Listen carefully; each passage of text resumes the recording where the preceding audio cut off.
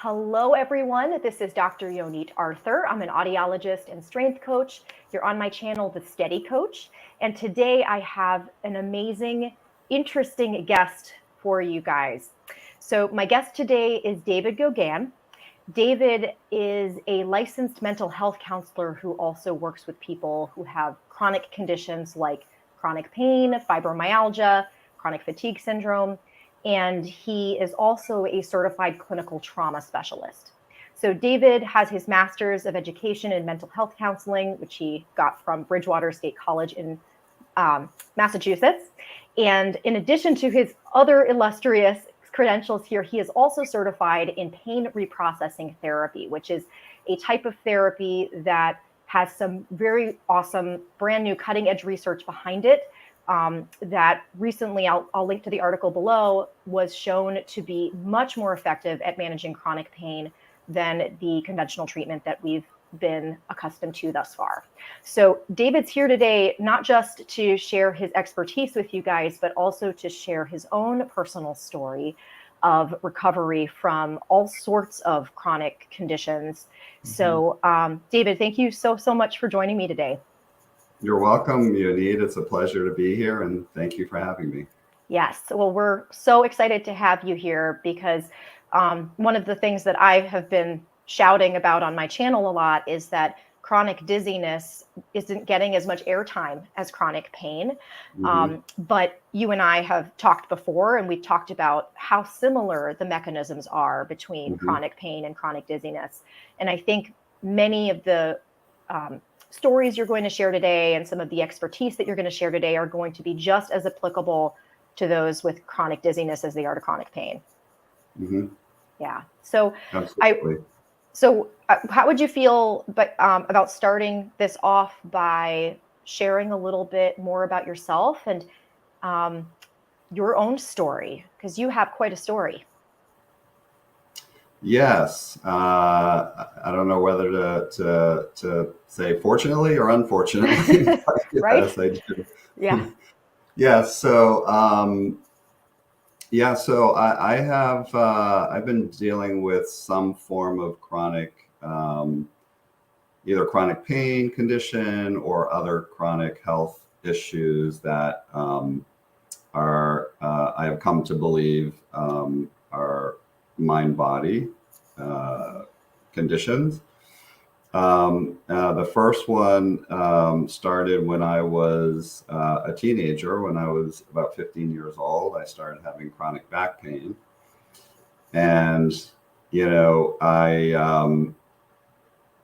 there was no really good reason for it because I was otherwise a very healthy, teenager. I was very active. I played a lot of sports. There was no injury, and I just started having back pain. And so I had chronic back pain for close to 40 years, which is a long time. Yeah. And, over those 40 years, I also had chronic sciatic pain as well. That kind of mm-hmm. went along with the back pain. And over the course of those 40 years, of course, I saw, many different doctors, and they all had their different opinions and diagnoses. I had back surgery when I was 25 years old for a ruptured disc.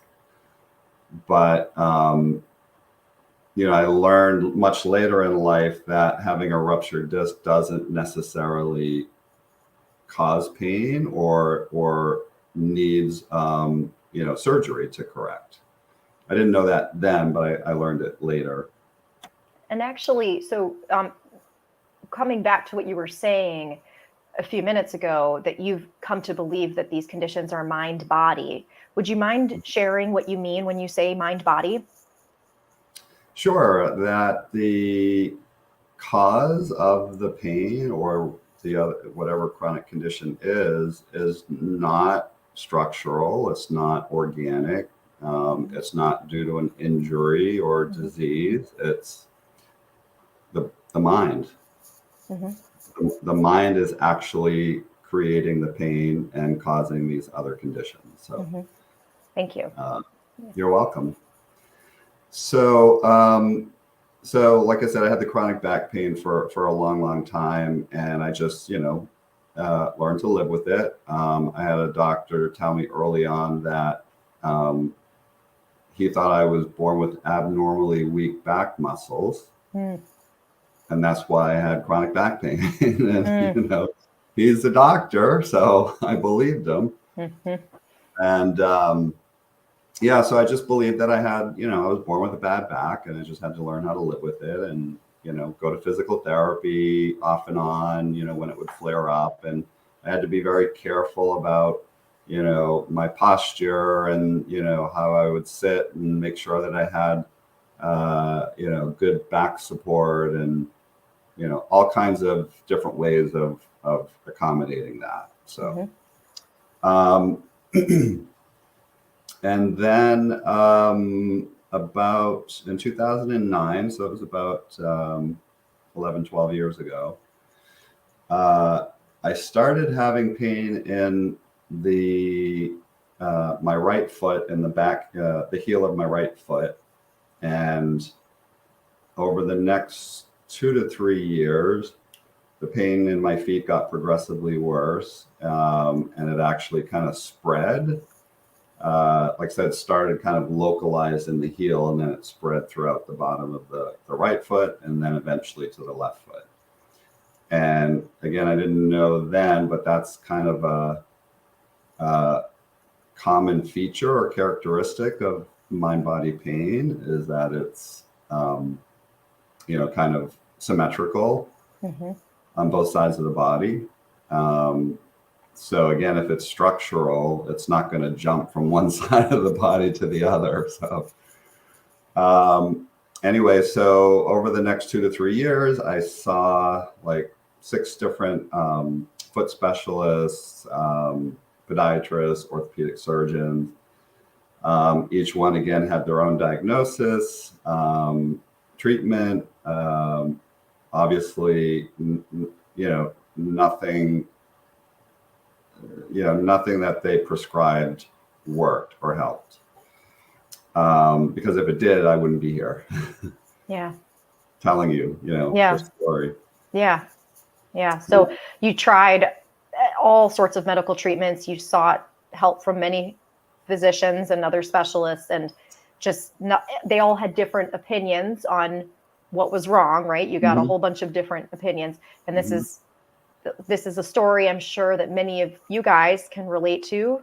I would say the average person I see in my clinic has seen at least 5 physicians by the time they get to me, but that's sometimes even on the low end. I've seen people who have seen 20 plus physicians.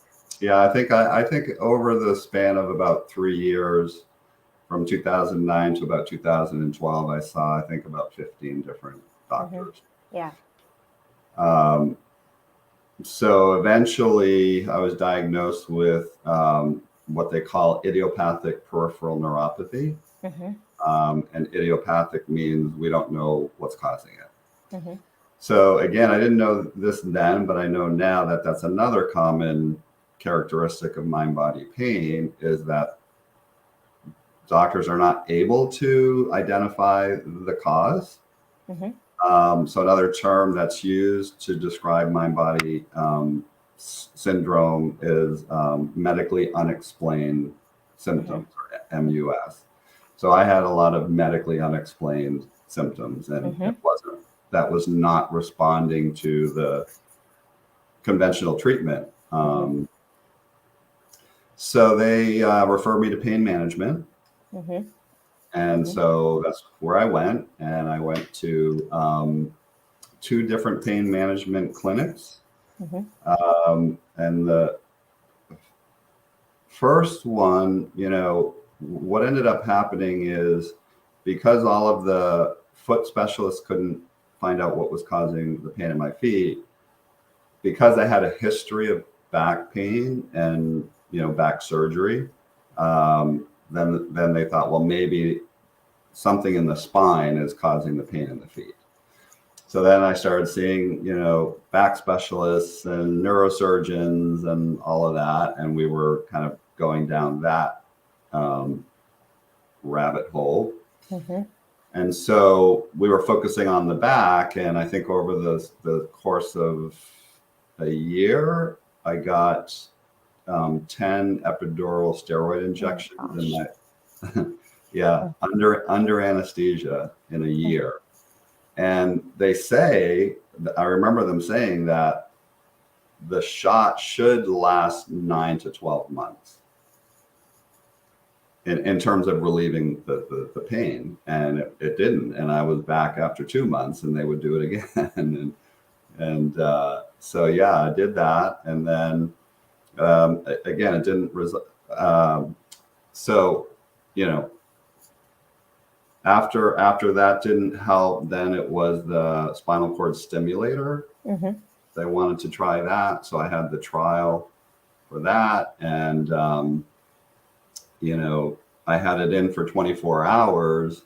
And to be honest with you, I wanted it more to help, to see if it would help with my feet pain, because at the time the pain in my feet was the primary, issue, and the worst. And so I wanted to try it to see if it would help with the feet pain, and it didn't really. And so after 24 hours, I said, take it out. So they took it out. Then they have another thing called, what's it called? It's like an implant. It's like a continuous epidural implant, where there's the whatever medication they use in the epidural, it's like released slowly, or you have like you can control how much to release it into your system. So I did that trial and it didn't work either. So after that, the pain management doctor said, we have nothing else to offer you. And I also tried all of the pain medications that they had to offer, tried all those, and nothing seemed to help. Or they might help a little bit in the beginning, but then I would need to take more and more, and they became less effective. So I ran out of options with the pain management doctor, and so that was it. There was nowhere else to go. And this is what happens with dizziness. In many cases too, people see physical therapists over and over. They see, I don't know if you see this with your clients too, but mine will just keep seeking more and more opinions, trying to get some doctor to say, oh, this is actually going to fix it. But nothing does. Nothing works. Yeah. Again, I think that's very common. And I went through that myself because I didn't know about mind body. I like, I'm sure, all of your viewers and most people are brought up to believe that if you have pain, that means there's something wrong with your body. Right. And that the people to help are medical MDs, doctors. Yeah. And again, doctors, I'm not, I'm not criticizing doctors. I mean, they're trained to view the body in a certain way, and they're looking for disease. And the best technology that we have to see inside the body, that's what they're looking at. And if somebody goes in and says, it hurts here, and they do a CAT scan, MRI, an X-ray, and they see something, then they're going to conclude that that's what's causing it. You're telling me you have pain there, and I'm seeing this, so that's what's causing your pain. That's how they're trained. This is an important point, because I have clients and people who watch my channel who have been diagnosed with some kind of thing that originally set off the dizziness. And in the case of dizziness, frequently it's something like a viral infection of the ear, neuritis, or migraines, which is a whole Pandora's box that we aren't going to open right now. But there's some kind of medical explanation for the origin sometimes of the symptoms. But what then happens is once those symptoms become chronic, it's no longer explainable by that original medical diagnosis. So, and yes, and it's possible that the original medical diagnosis was incorrect. correct. Absolutely. Yes. So there's that possibility, but even if there was some, legitimate injury or some legitimate, virus, or, I'm not as familiar with the dizziness Sure. side of things, but, Sure. A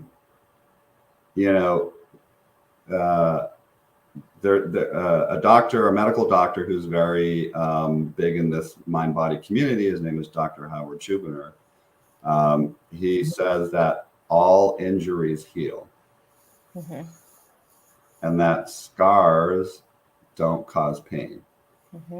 So, it is for a lot of people, they may have had an injury and they had pain because of the injury, but injuries heal.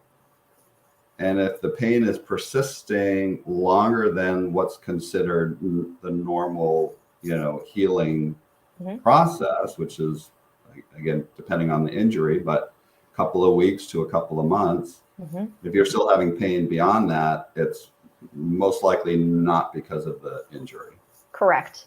And the same is true for dizziness. The brain will adapt. The brain adapts to changes in the vestibular system. Even if an ear was taken out by a virus, the brain adapts. 6 weeks in, most people are feeling a whole lot better. And if they're not, or if they have new symptoms, which we started to touch on, if the symptoms do weird things, weird illogical things, then we're not looking at a condition that has a biological cause anymore. It's no longer a biological cause. We need to start looking at the psychosocial factors. Right. And again, like you said before, or like we talked about a minute ago, is I also had many, many different medical diagnoses by medical professionals. Yet they couldn't treat the pain. That's a really good point. And I'm going to emphasize this. I'm going to just point out what you said. You had legitimate medical diagnoses by great professionals who meant well. Yep. Many of my viewers have diagnoses. They have diagnoses, but the diagnoses sometimes don't correspond to what they're experiencing, or the diagnoses are things like idiopathic pain syndrome, or or peripheral neuropathy. In the case of chronic dizziness, it's often persistent perceptual postural disorder, or PPPD, or it's vestibular migraine. Again, we can't explain it, so we're going to give you this diagnostic name. Yeah. Well, fibromyalgia also is another condition that the diagnosis is just describing the symptoms. Yeah, just describing the symptoms. So, well, I just wanted to point out, it's very interesting. What's the PPD? Triple PD, yeah. So persistent postural perceptual disorder. So PPPD, which is basically just a term for chronic dizziness with no medical explanation. Well, what I find interesting is that another term for mind-body condition, psychophysiological disorder, is psychophysiologic disorder, which is PPD. Yeah. Yes, we think which all we have to do is take away one of the P's, and it'll make complete sense, right? Right. Yeah, and that's so a term. Interesting. I use that term on my channel a lot here. So if you've been a regular viewer, you've heard me talk about psychophysiologic disorders, but it's a mouthful, and it's so close to triple PD that I don't always use the acronym since they can be easily confused.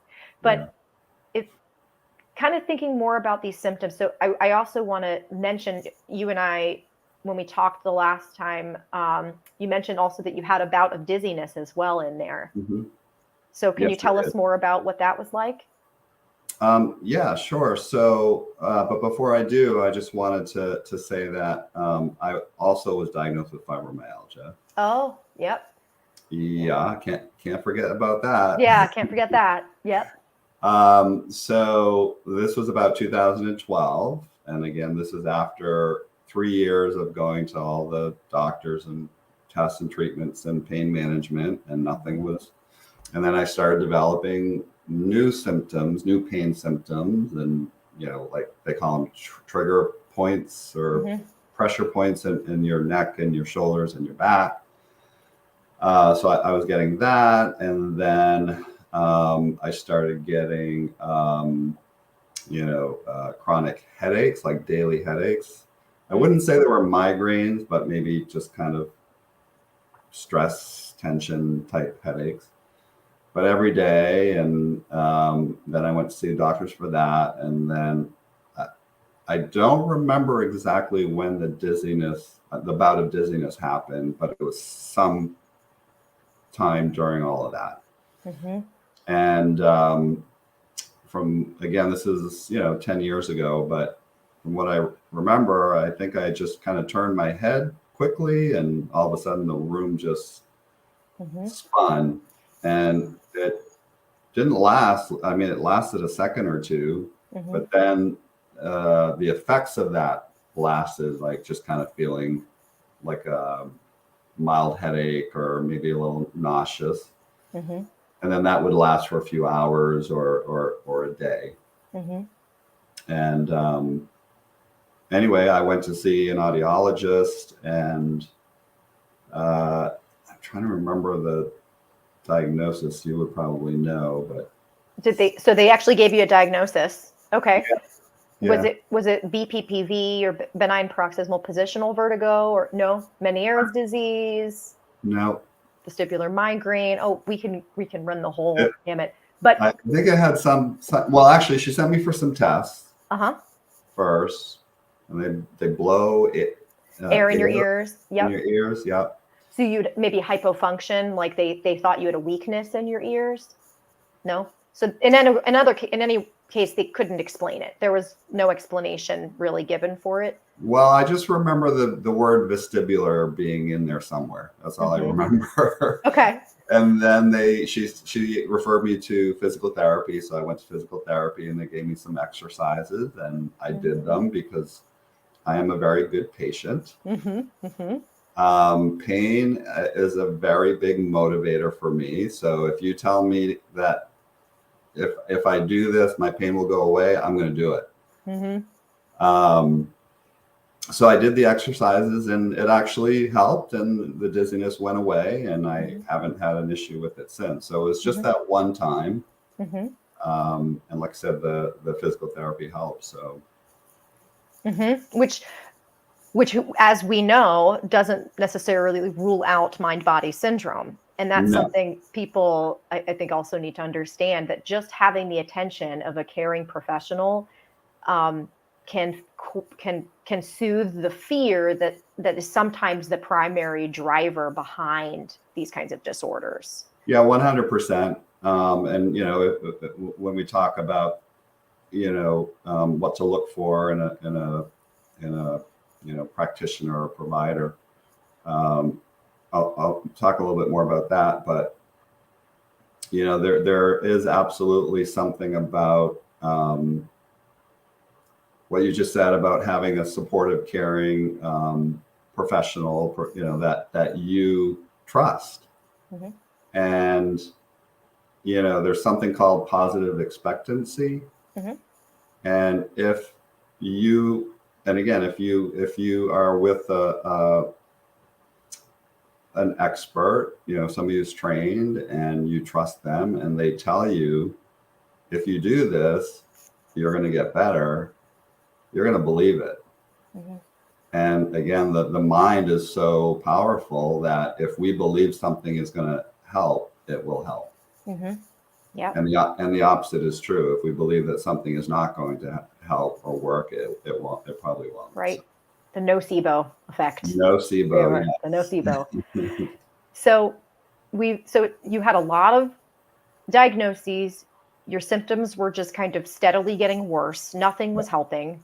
Right. So what was your daily life like at this point when the symptoms reached their peak? What was your daily routine? What was daily life like?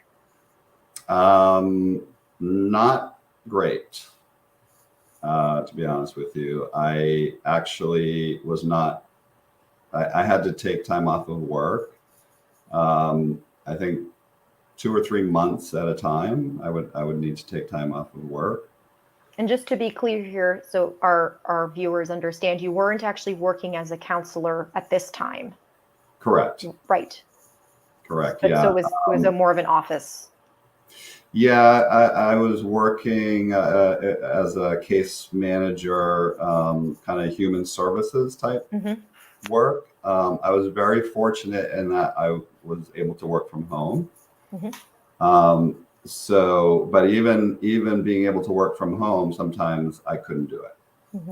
But I do remember when I was working during this time, I would have to change positions frequently, and so I couldn't sit for too long. I would put a mattress down on the floor in my living room, and put my laptop on the mattress, and I would lay on the mattress on my stomach and prop myself up on my elbows so that I could type on my laptop. And after a while, of course, my neck and upper back started hurting. Of course. So I couldn't do that for too long. And then, I tried so many different, different type chairs, like recliners and zero gravity chairs. And, I had made this like arm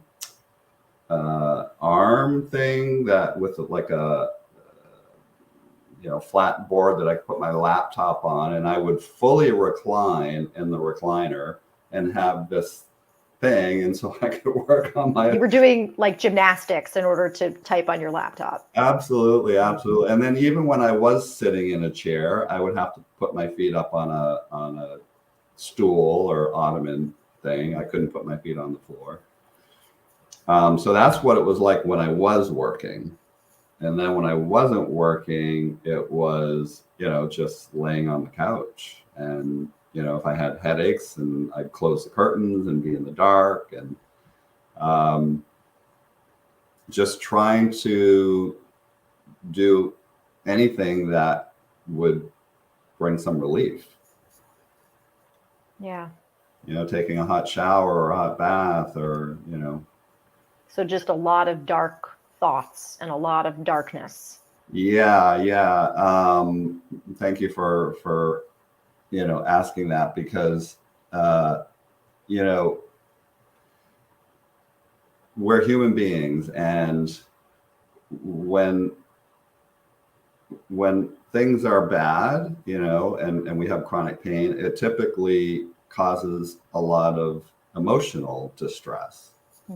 And so I started to, have an increase in anxiety and depression,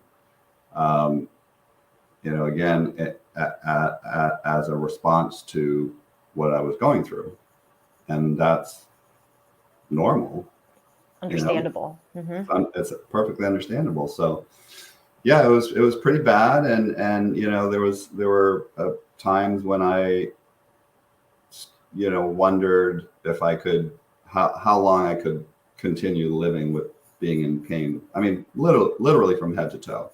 In fact, I even told my doctor one day, I says, I'm running out of body parts to lean on, because no matter what I lean on, it hurts. So, you just start thinking of ways to stop the pain. And so I had definitely had some of those thoughts. And again, it's not that I didn't want to live. I did. I just wanted the pain to end. And again, that's unfortunately a very common experience for people with chronic pain and chronic dizziness. And chronic dizziness as well. Yeah. So, I mean, and now obviously we're sitting here talking about it. You're sitting on a chair, looking relatively comfortable. So at some point there was some turning point where things started to change. So would you mind sharing some of, I know for you there was more than one, so if you wouldn't mind sharing those turning points with us. Sure, absolutely. So September 2015. That was the first turning point for me. Yeah. Not that we've earmarked it or anything, right? No, right. Yeah, it's not that important. So, so leading up to that point, so like I said, I was diagnosed with fibromyalgia in 2012. I found a doctor, I'm in the Tampa area. I found a doctor who said they could, treat or heal fibromyalgia. And I went to see him. I spent $5,000. And that's another thing. I spent over the years, spent thousands and thousands of dollars with everything, all the doctors and treatments and different, like I said, recliners and different mattresses and all of that stuff. And then stuff like this. And again, he was, a really nice guy. I really liked him. I believed him. He had good intentions. And so he did some blood tests. I had a whole bunch of food sensitivities. And he said, you need to cut out all these foods. And I did. And I felt better for a while, but then it came back. And again, I believe, looking back, that was probably that placebo and that positive expectancy. I believed what he was saying. And so then, it slowly came back, and we tried, a few other things, and it didn't work. And so after a year or two with him, I just kind of moved on. And so for the next few years, I've been to every doctor, everywhere. There was nowhere else for me to go. So I just had to learn to live with it. And so September 2015 was what? What happened then? So I had been on this strict diet for a number of years. I was going to physical therapy, massage therapy, chiropractor, regularly, exercising, stretching. I was doing everything, trying to have a healthy lifestyle. Doing everything that I could, and I was still feeling miserable, still in pain. I'm like, there's something wrong with this. This is just not making sense. So I went back online and started looking around, and I came across this Dr. John Sarno, and he was a doctor up in New York. He was a doctor up in New York, and he had written some books. One is called Healing Back Pain. Another one's called The Mind-Body Prescription.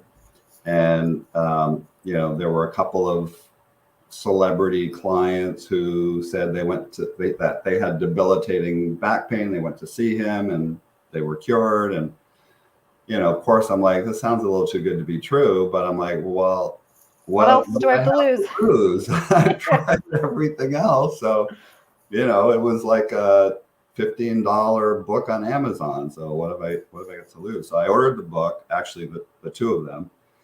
And I got the book and I was devouring it. And while I was reading, I think the Healing Back Pain, I had been having this pain up in my mid back for months. And again, getting all the treatments, it's not going away. While I was reading that book, the pain went away and it hasn't come back. And it's, and I'm like, oh my God, like there's something to this. And,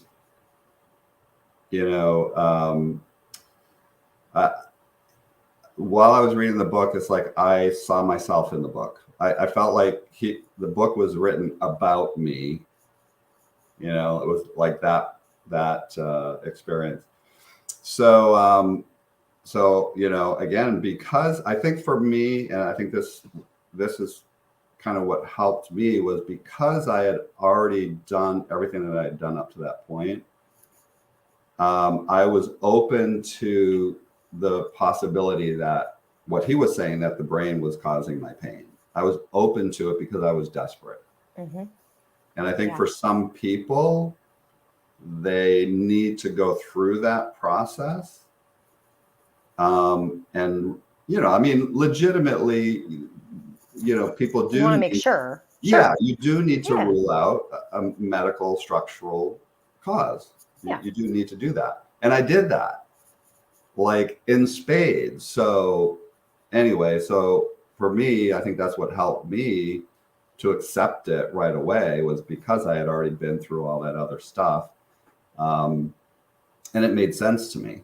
What he was saying made sense. And, he was talking about, things that could contribute to developing this kind of condition, things like trauma, childhood trauma, just the stress of everyday life, certain what he calls personality traits, which, as a mental health professional, I have learned are what's called self-defense behaviors. But he's a medical doctor. He's not a mental health professional. So, but things like perfectionism, people pleasing, being very hard on yourself, like kind of that inner critic, self-critic, or that inner bully. Dr. Sarno talked about how those can contribute to developing this kind of chronic pain, repressed emotions, especially anger and rage. So the term that he came up with was TMS, tension myositis syndrome. But again, that's now evolved to PPD, and now it's neural circuit, neuroplastic pain. But they're all talking about the same thing. Yes, and on this channel, I've been referring to chronic dizziness as neural circuit dizziness. Yep. Yes, that's Dr. Schubiner refers to it as neural circuit. Yeah. Yeah. So you read this book, all the light bulbs went off. Well, went on, I suppose. Went on. Yeah. And it's interesting because I hear from people on my channel all the time. I get comments, oh my gosh, that's me. You're talking directly about me, right? So it's really, I think that's a really important point, that we have to really be ready to recognize ourselves in this, see ourselves reflected in these descriptions. Absolutely. And again, Dr. Sarno said, and he worked with thousands of patients over many years, and there are some people that are just not able to accept it or believe it, and that's too bad. But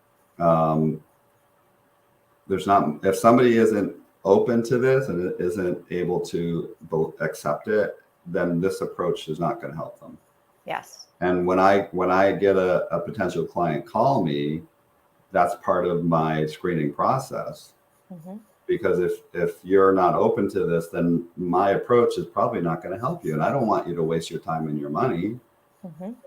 So. Yeah.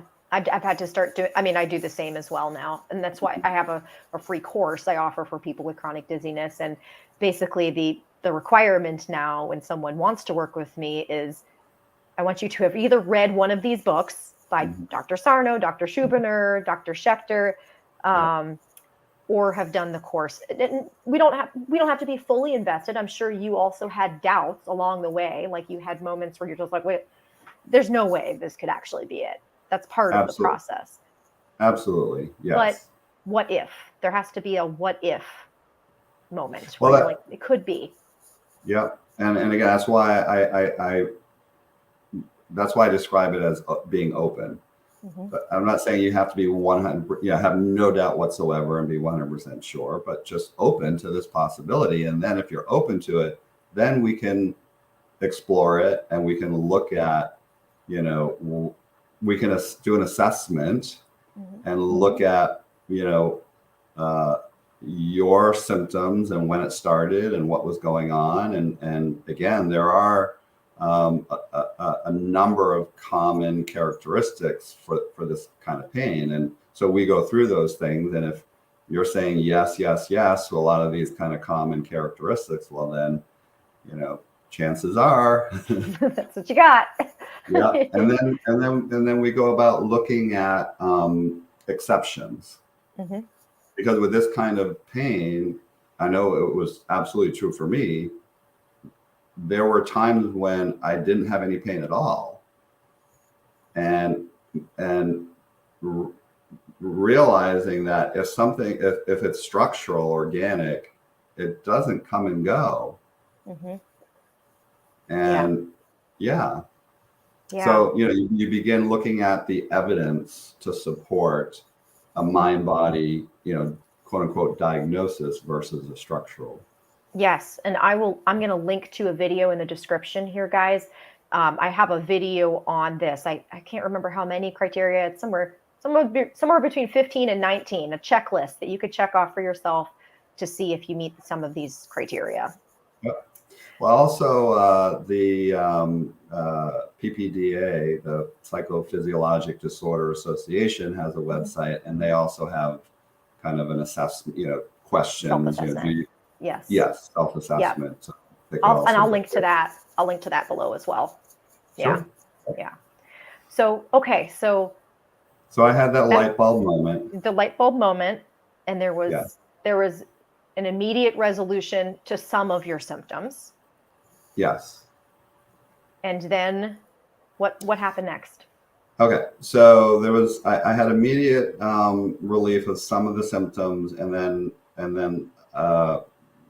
some of the other symptoms took a little bit longer. It was more gradual, but over, I'd say, the next, 2 to 4 months, the most, if not all, of my chronic back pain and sciatic pain was completely gone. And I'd been having constant sciatic pain for 5 years leading up to that. And also most, if not all, of the fibromyalgia pain was gone. Headaches were gone. The pain in my feet, the idiopathic peripheral neuropathy, did get significantly better, but never went away completely. So I still have some of that. But again, I forgot to mention this, but when I was at my worst, I couldn't be on my feet for more than 10 or 15 minutes because they would just be burning like crazy. So I actually went out and bought myself a wheelchair, and I was in, my late 40s, early 50s, and again, otherwise perfectly healthy. And I had to use a wheelchair. So that was 10 years ago. And I was also, thinking of, was very close to going on disability, like permanent disability. So, so again, not 100%, but so much better than it was before. And, I want to say to your viewers that everyone is unique and everyone is different in how they respond.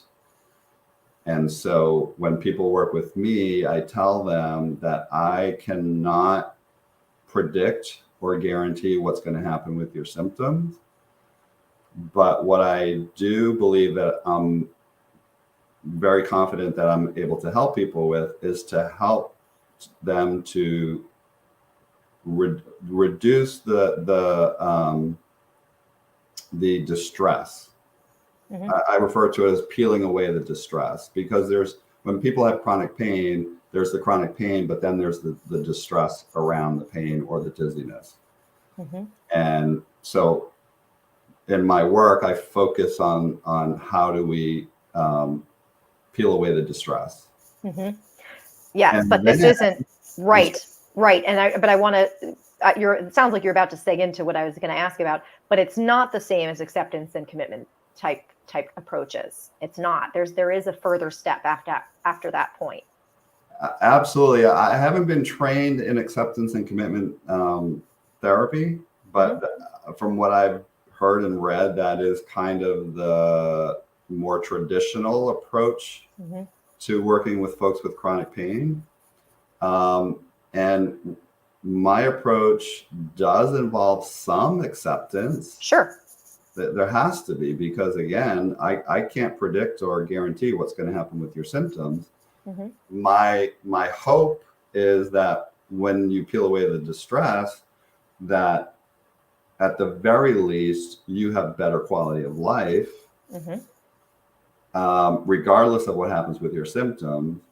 But I also believe too, and we haven't really talked about this, but the trauma piece and how trauma affects us physiologically in our nervous system, our autonomic nervous system. I do believe that helping people to learn about that and learn how to regulate their autonomic nervous system can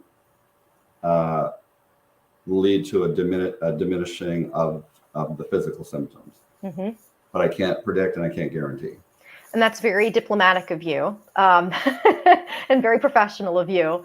But I would also like to say that a great deal of the time, that's what we see, that the symptoms do diminish or go away completely. Yes, and you're absolutely right, and I'm glad that you said that, because I'm not,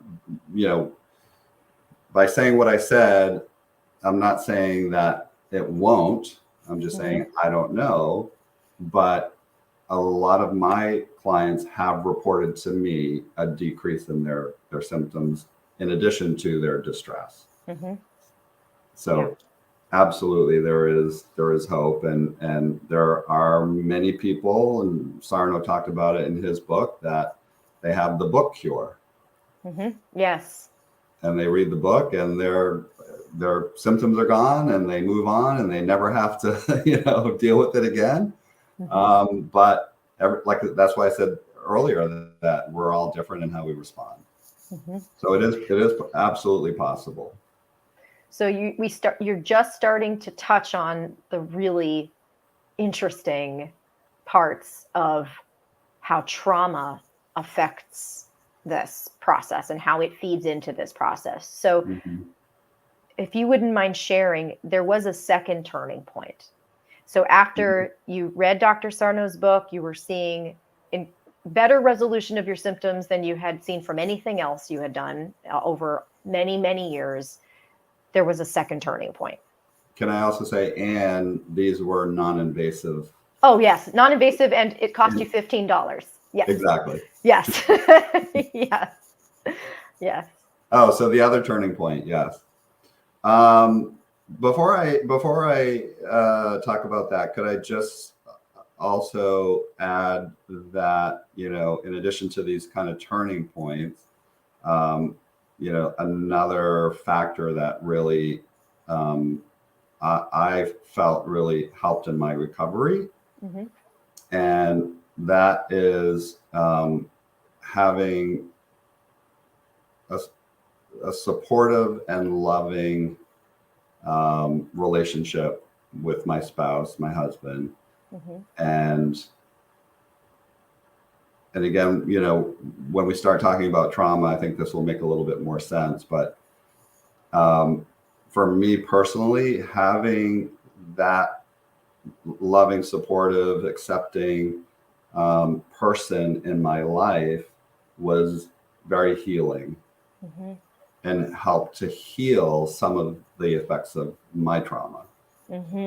And so that is a really important factor. So, and that's why I encourage people, when they come to my channel or when they're learning about dizziness, this should be a collaborative effort with your loved ones and friends as well, your support system. We're pack animals. There's no way around that. And we're social animals. Yes. And social connection is vital. Like we are hardwired to need that. And again, there's evolutionary reasons why,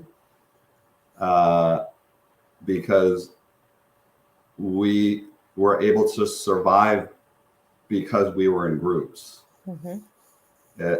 People who were on their own way back in prehistoric times, they didn't survive, or their chances of survival were a lot less. So there was safety in numbers. There was safety in belonging to a community, to a group.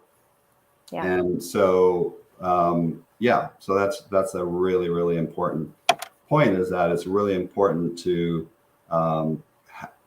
develop and maintain a good support system, and to rely on it when you need it. You know? Yep.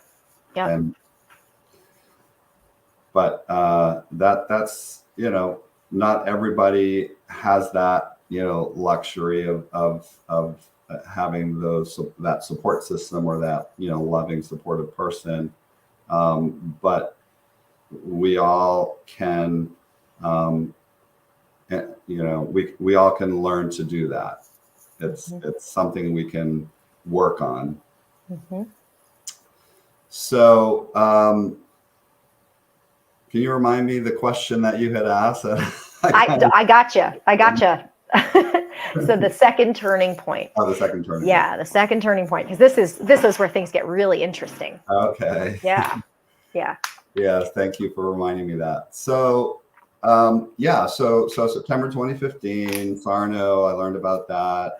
Everything was a lot better.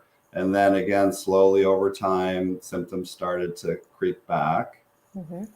And after a while, I realized that some of the conditions that had contributed to and allowed me to develop these chronic pain conditions, the mind, body, whatever, those conditions were still there. I hadn't changed some of those conditions, and so I was continuing to create the symptoms, not knowingly, but that's what was going on. And so what I eventually, so this is what happened. So of course I was seeing therapists at the time to work on my trauma and my self-defense behaviors, my perfectionism, my inner bully, and all that stuff. And it was helpful to a point, but and again, they were well-meaning, but they didn't know about Sarno and TMS and mind body, and so they didn't have that knowledge and that experience. And also, there are a lot of different therapeutic techniques that focus more on the body. We call somatic somatic therapies, and cognitive behavioral therapy, CBT, which is probably the most common and most people have heard of it, treatment is not the most effective for trauma. Thank you for saying that, because I've come out. I mean, I don't feel like I'm in the right position to be an authority on types of mental health counseling or therapy, but CBT is often the treatment that's prescribed for people who have chronic dizziness. And oh yes, and I'm glad that there is some focus on people's mental health, but it really doesn't address the root cause. That's the problem. 100%. Yeah. 100%. It's like putting a Band-Aid on it, but it's not, like you said, it's not getting underneath to the root cause. Yeah. Anyway, so again, while there was got some benefit from counseling, it wasn't enough. I was still having pain and other issues, the anxiety, depression. But because of what I went through with the chronic pain and what I learned, I decided I wanted to become a therapist so that I could help other people with chronic pain.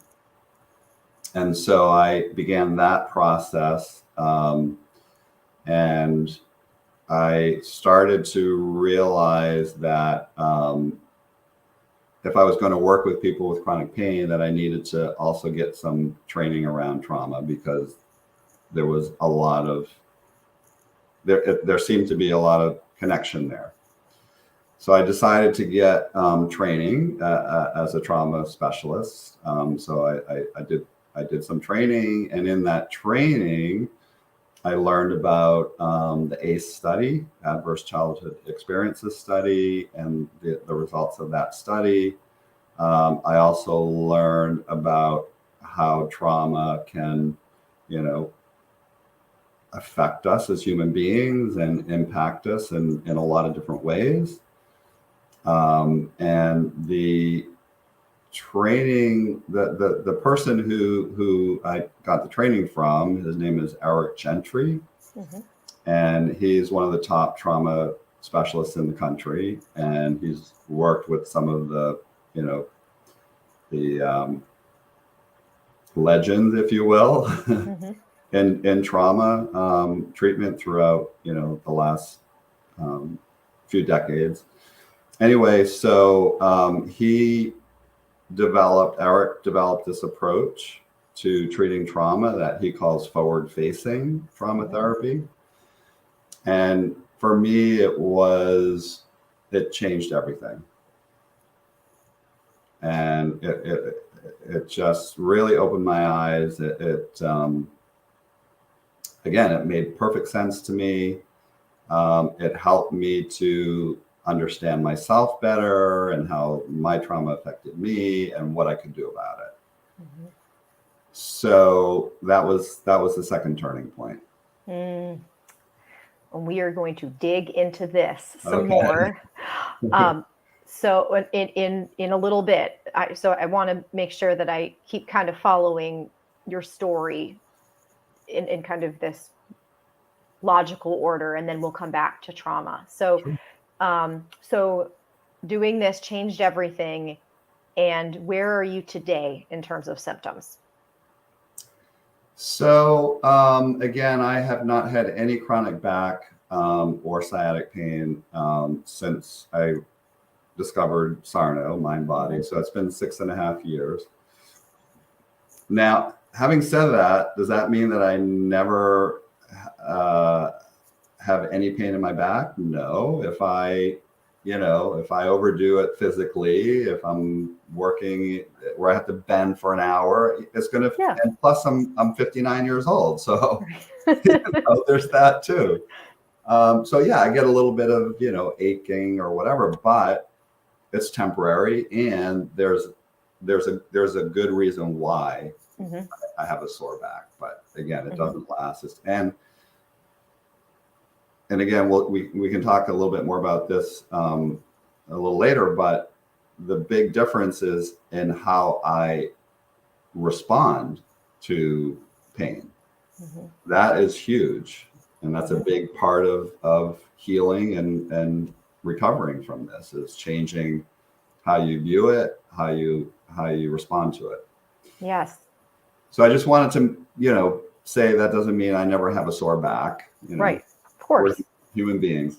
Right. I tell people you don't want to never get dizzy again. Like, your dizziness is your body's way of telling you probably shouldn't do that. Right. So if you do something that you probably shouldn't do, then your body's going to get dizzy, and that's normal and expected. Absolutely. And that's an excellent point, because in the pain reprocessing therapy, that's what we teach, is that pain is a danger signal, and that pain and dizziness, it's a protective. Pain is protective. That's what it's meant to be. That's the purpose of it, so that we don't further injure ourselves. Correct. Yeah. So when we have pain because of something we're doing, our brain is like, stop that, stop doing that. Yeah. And rest. Right. Yes. Which is a normal, healthy nervous system response. Absolutely. This is a normal, healthy nervous system response. Absolutely. So the headaches are gone. The fibromyalgia pain.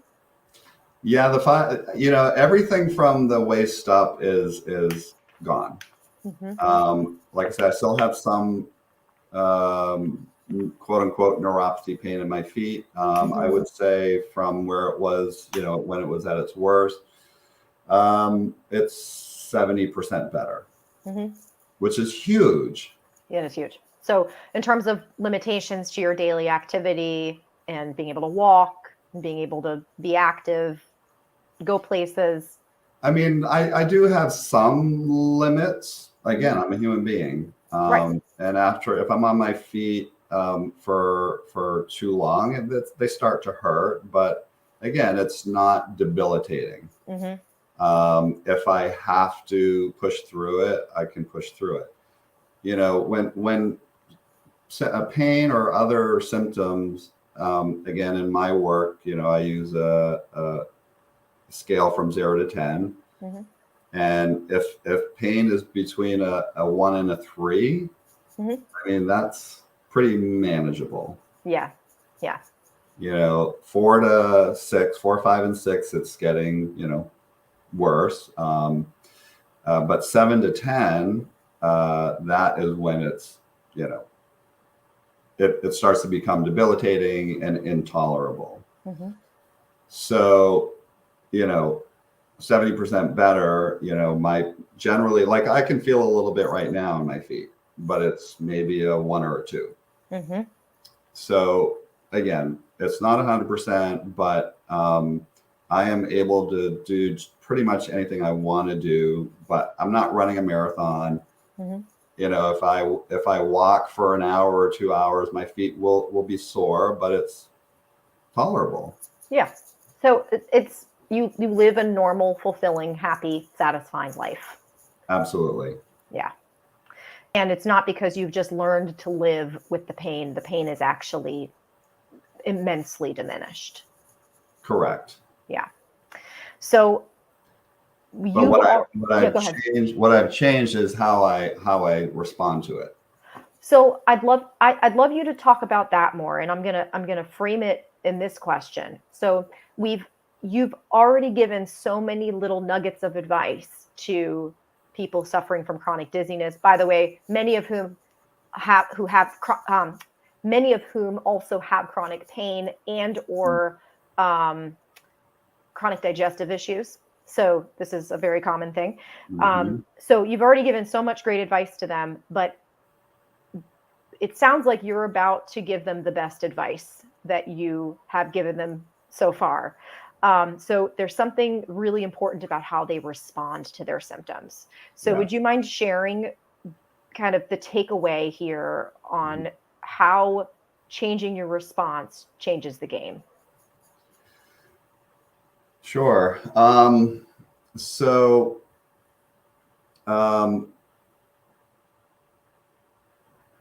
You know, the typical, understandable, normal response to pain or dizziness is, oh my God, what's wrong? Mm-hmm. Perfectly normal, understandable response. Oh, perfectly. Yeah. Yeah. But when we're talking about mind-body pain, dizzy, you know, mind-body symptoms, that becomes chronic, that initial response of fear, like there's something wrong, what's wrong, that becomes a chronic response, is fear. Mm-hmm. And whenever we as human beings respond to something with fear, it triggers our threat response, our fight or flight. Because we're telling our brain, because we're responding with fear, we're communicating to that part of our brain that this is dangerous.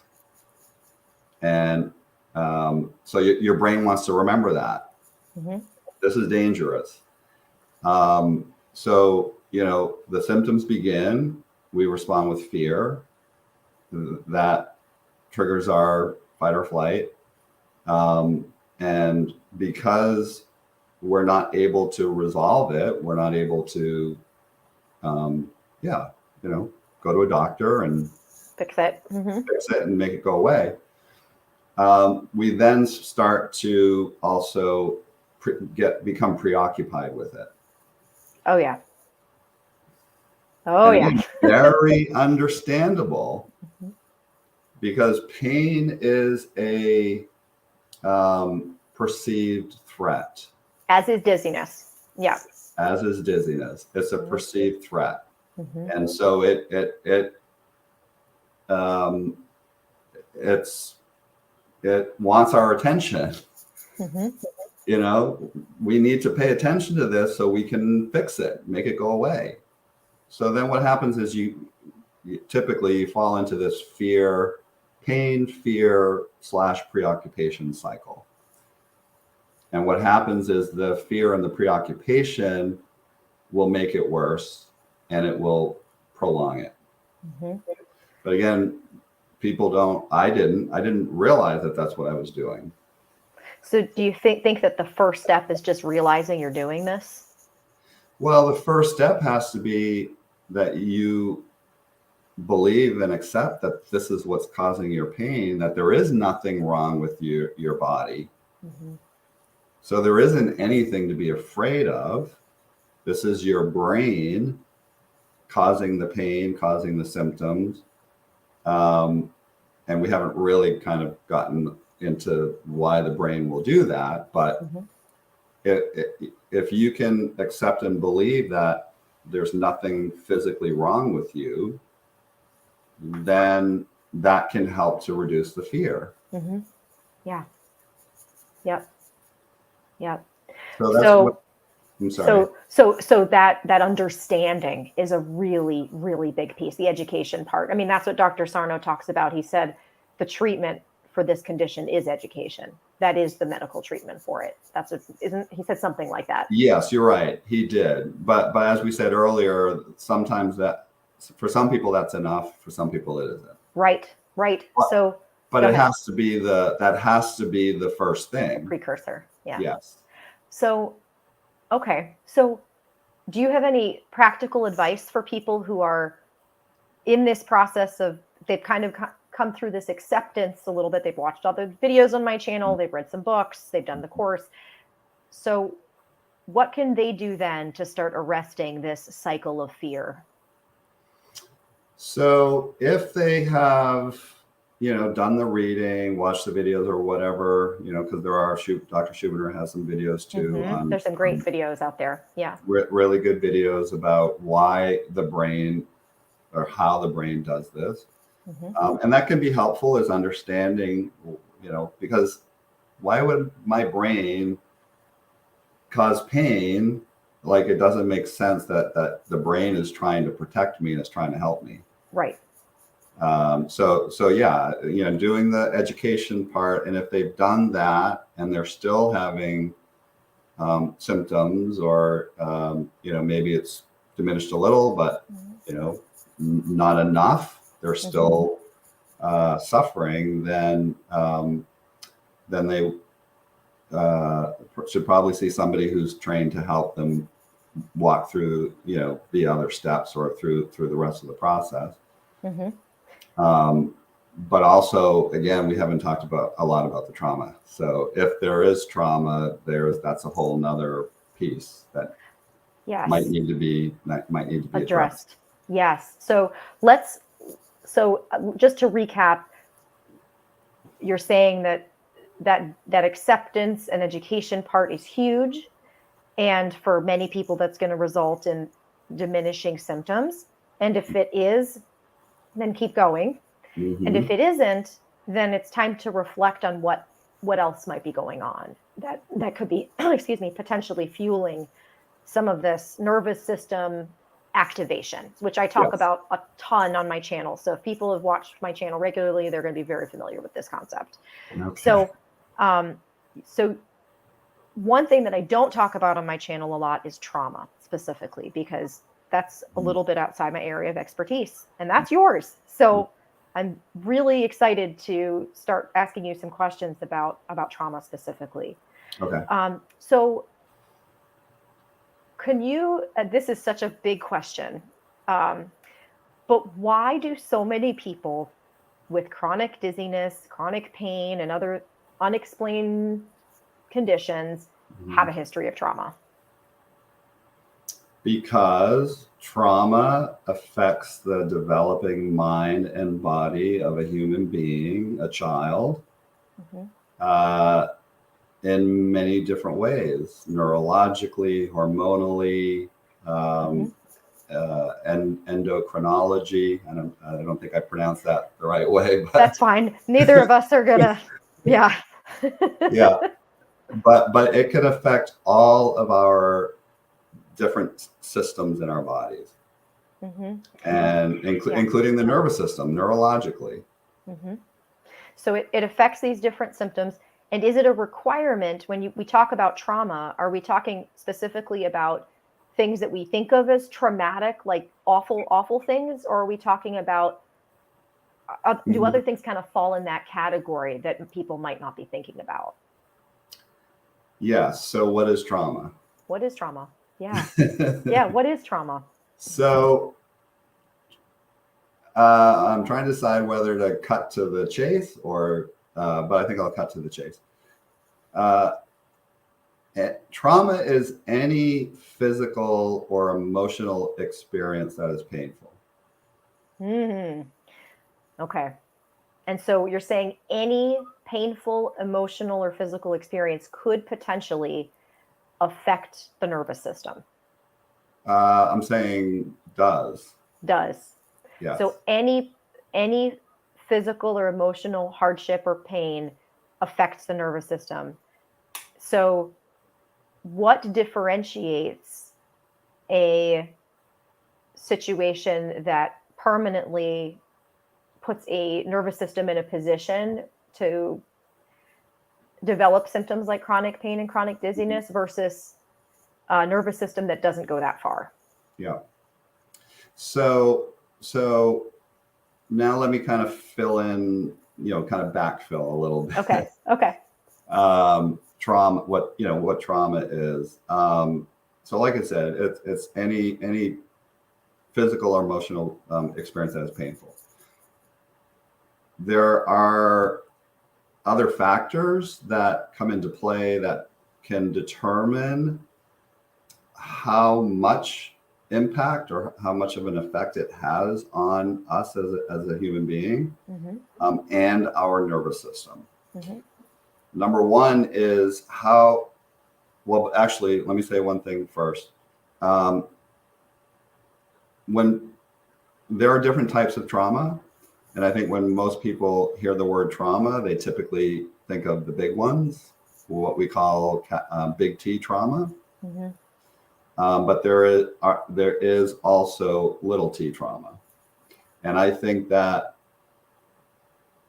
I hesitate to say all human beings, but I'm pretty sure all human beings have experienced some trauma. Little t, maybe not big T, but at least little t.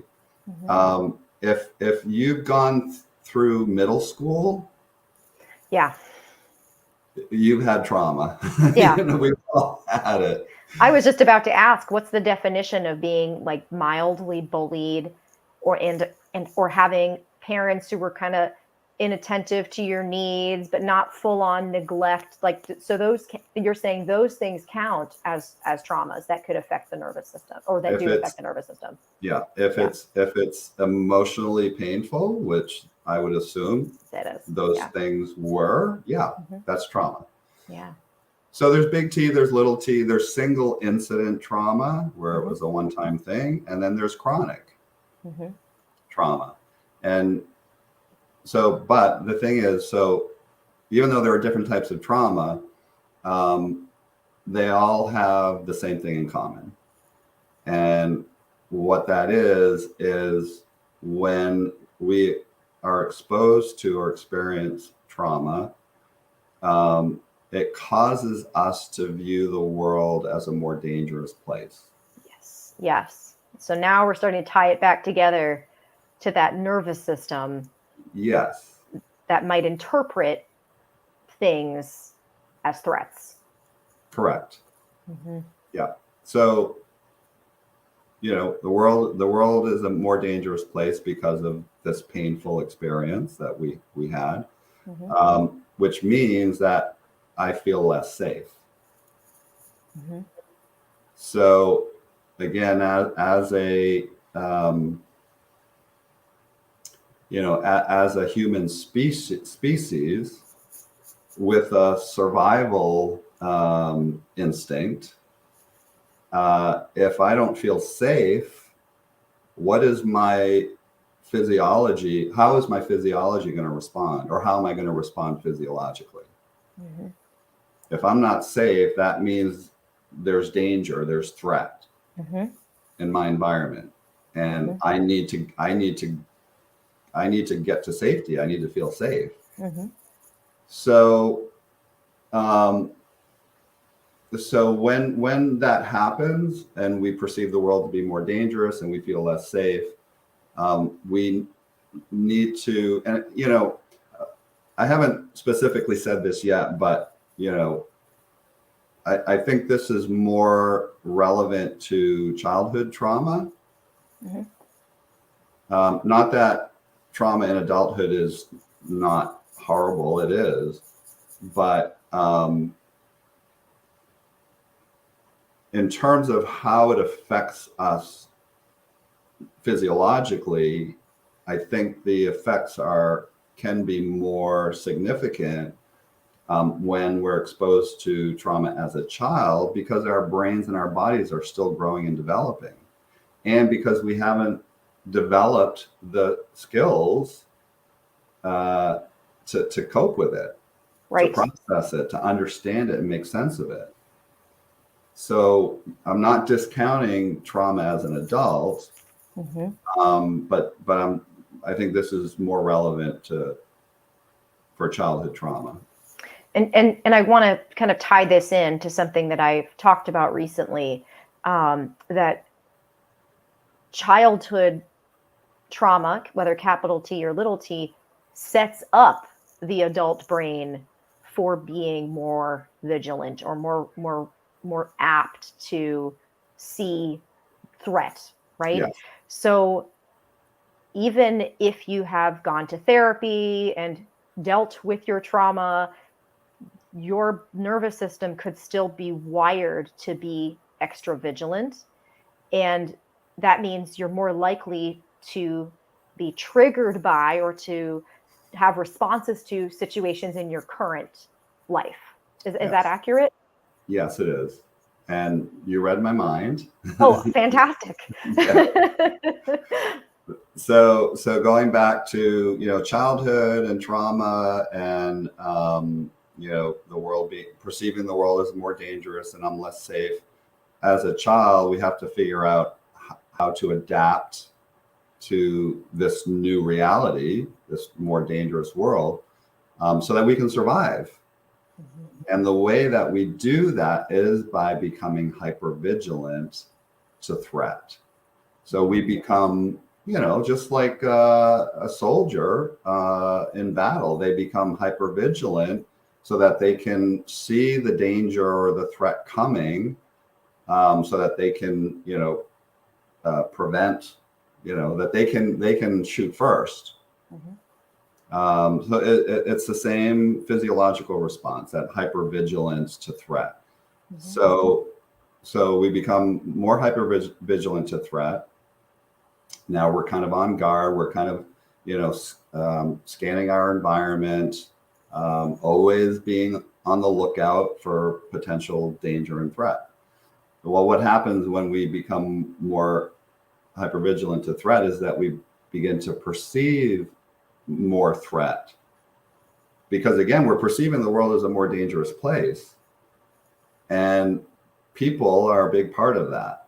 And so, our interactions with other people, we start to, perceive that this person might have, intentions to hurt us or harm us when maybe they don't. And this isn't always conscious, right? Oh, no, absolutely not.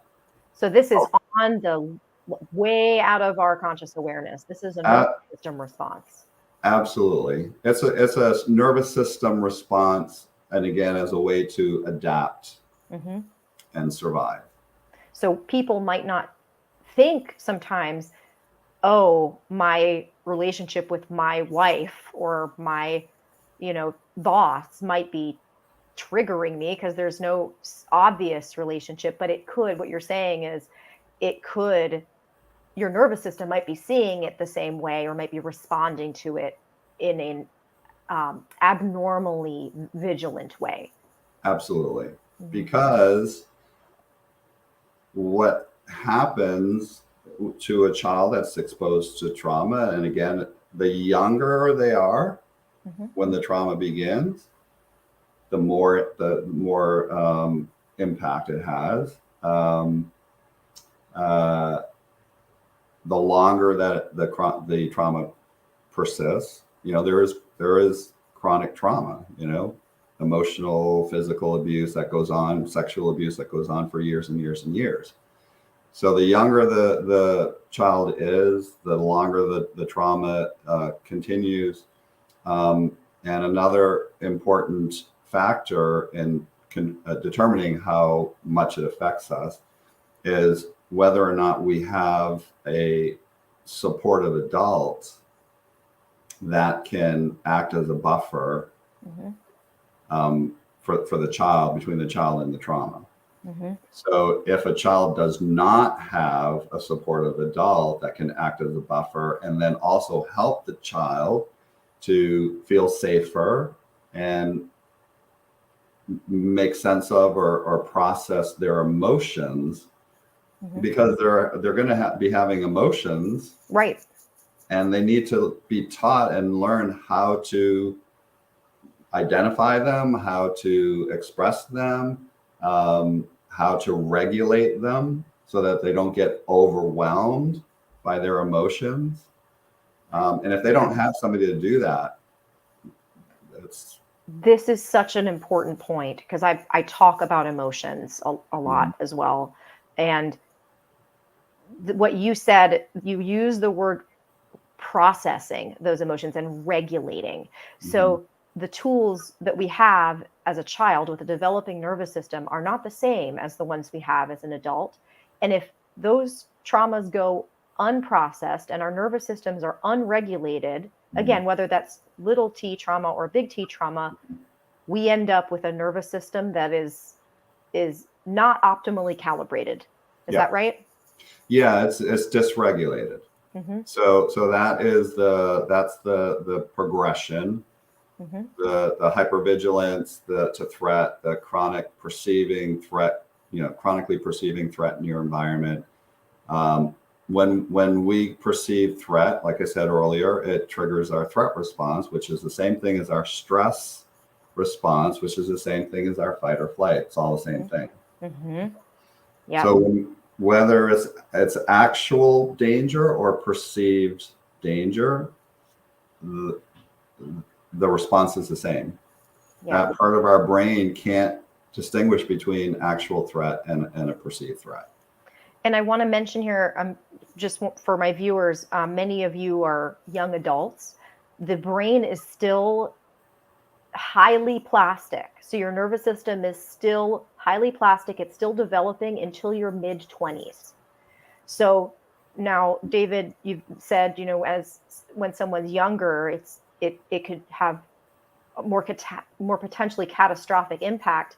But we don't want to downplay either. Even things happening in early adulthood may not be properly processed and regulated.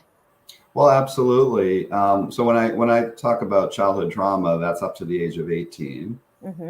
But what you're talking about, 18 to 25, and it still can have an impact on the development of their brain and their nervous system. Yeah. But especially if they did have trauma before the age of 18, it's gonna impact them even more. Yeah. So again, many of the people watching this video have, actually, if we go back to how we defined trauma, I would say all of us have some level of trauma, but some of us had more regulation and some of us had less. So what I tend to see in my clinical work is that most of the people I see have more than one instance of trauma. And then there is also frequently the lack of a stable, safe adult figure in early childhood, or that maybe one parent is a little bit inconsistent, or maybe not a little bit inconsistent, very inconsistent or unsafe, and the other parent is. But even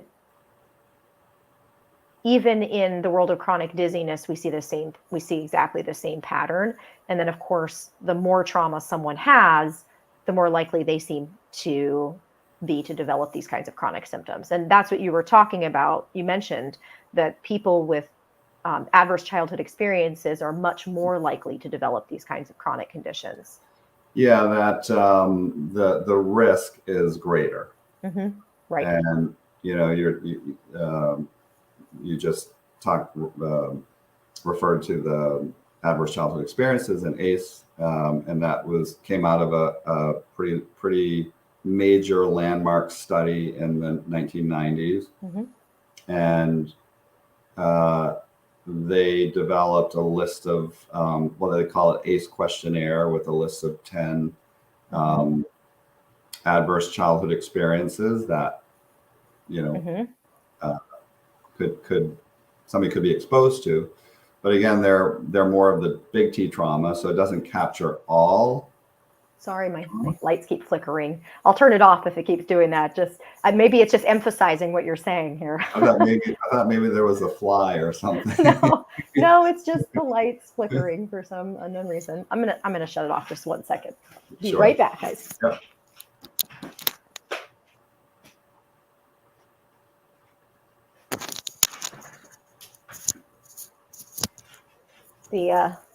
I guess the electric company is really into this conversation, so it's emphasizing it.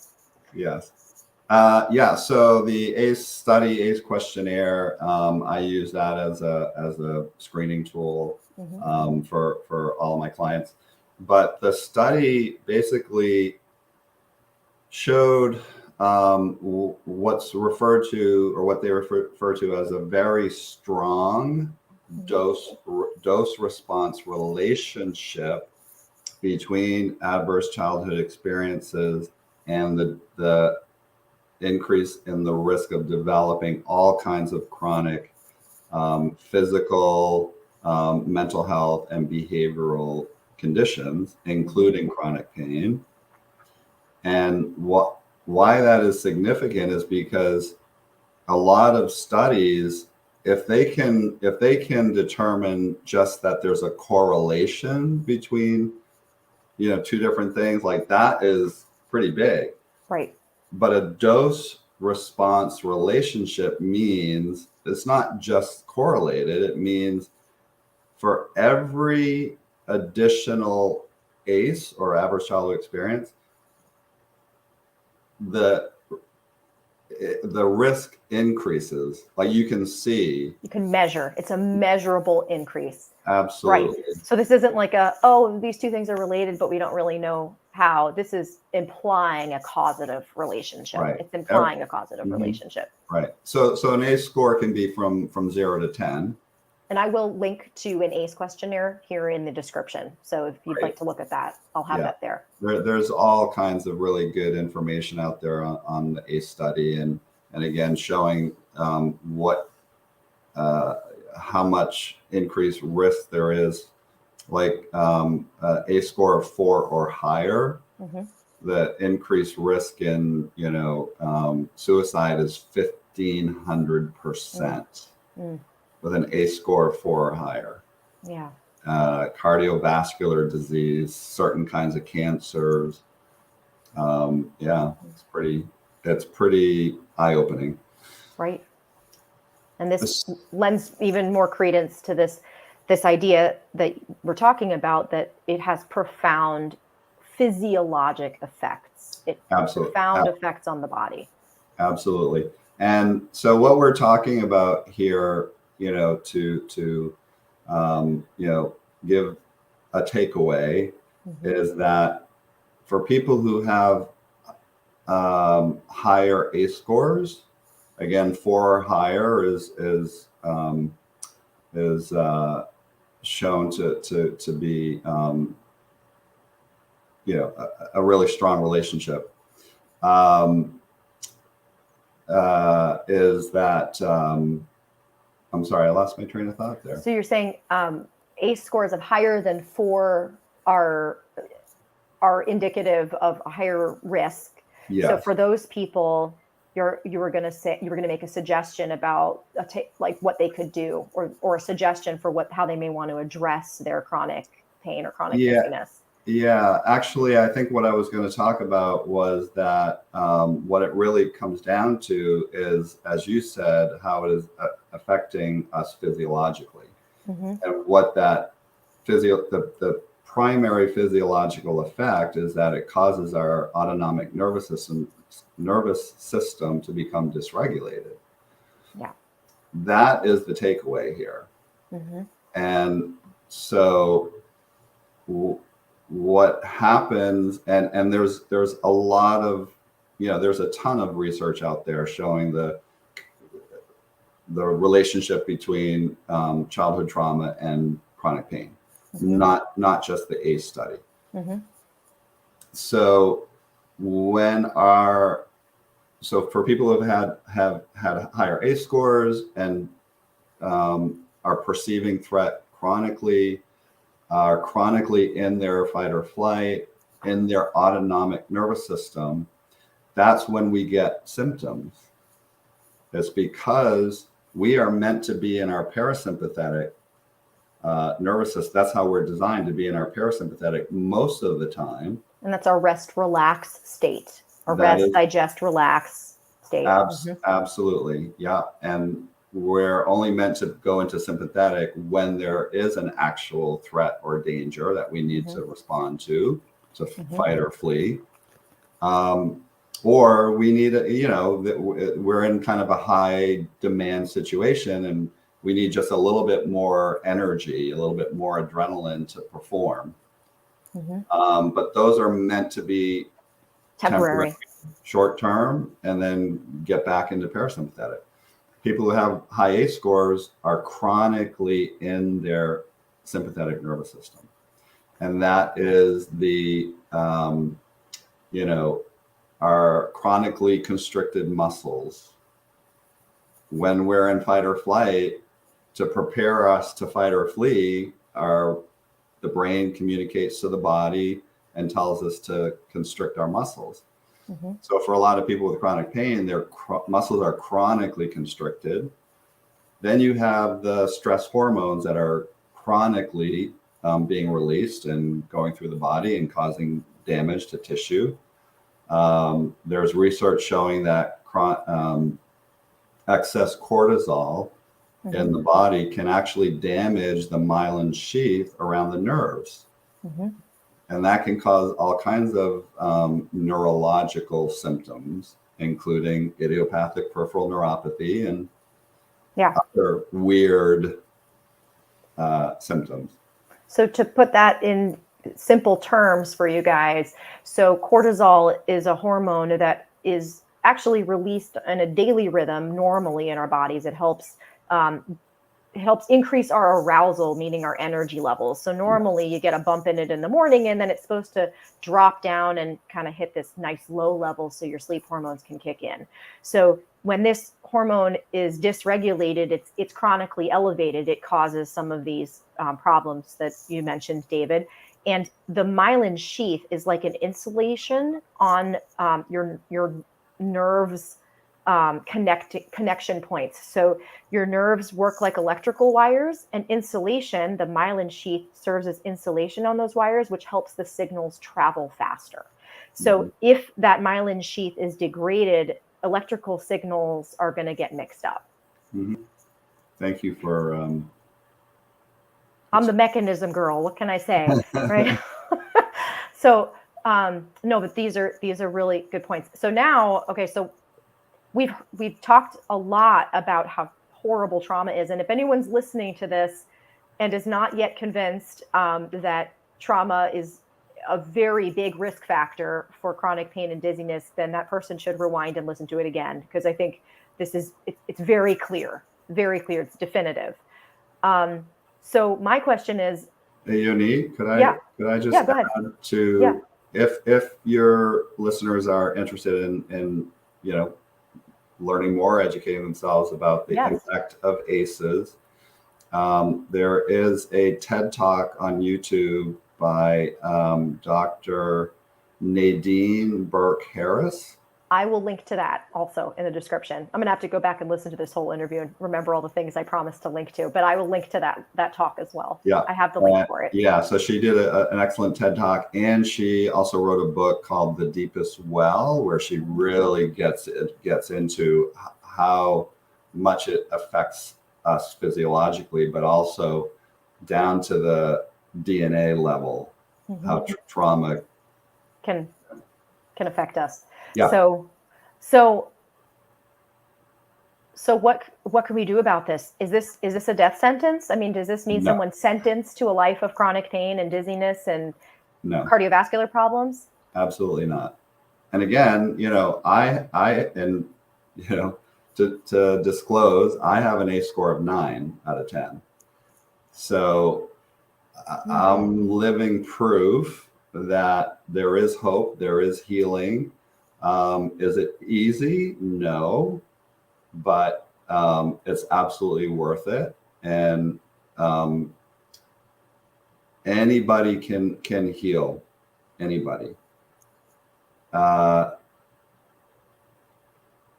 believe that our bodies have a natural healing and repair ability and function, but that only happens when we're in our parasympathetic.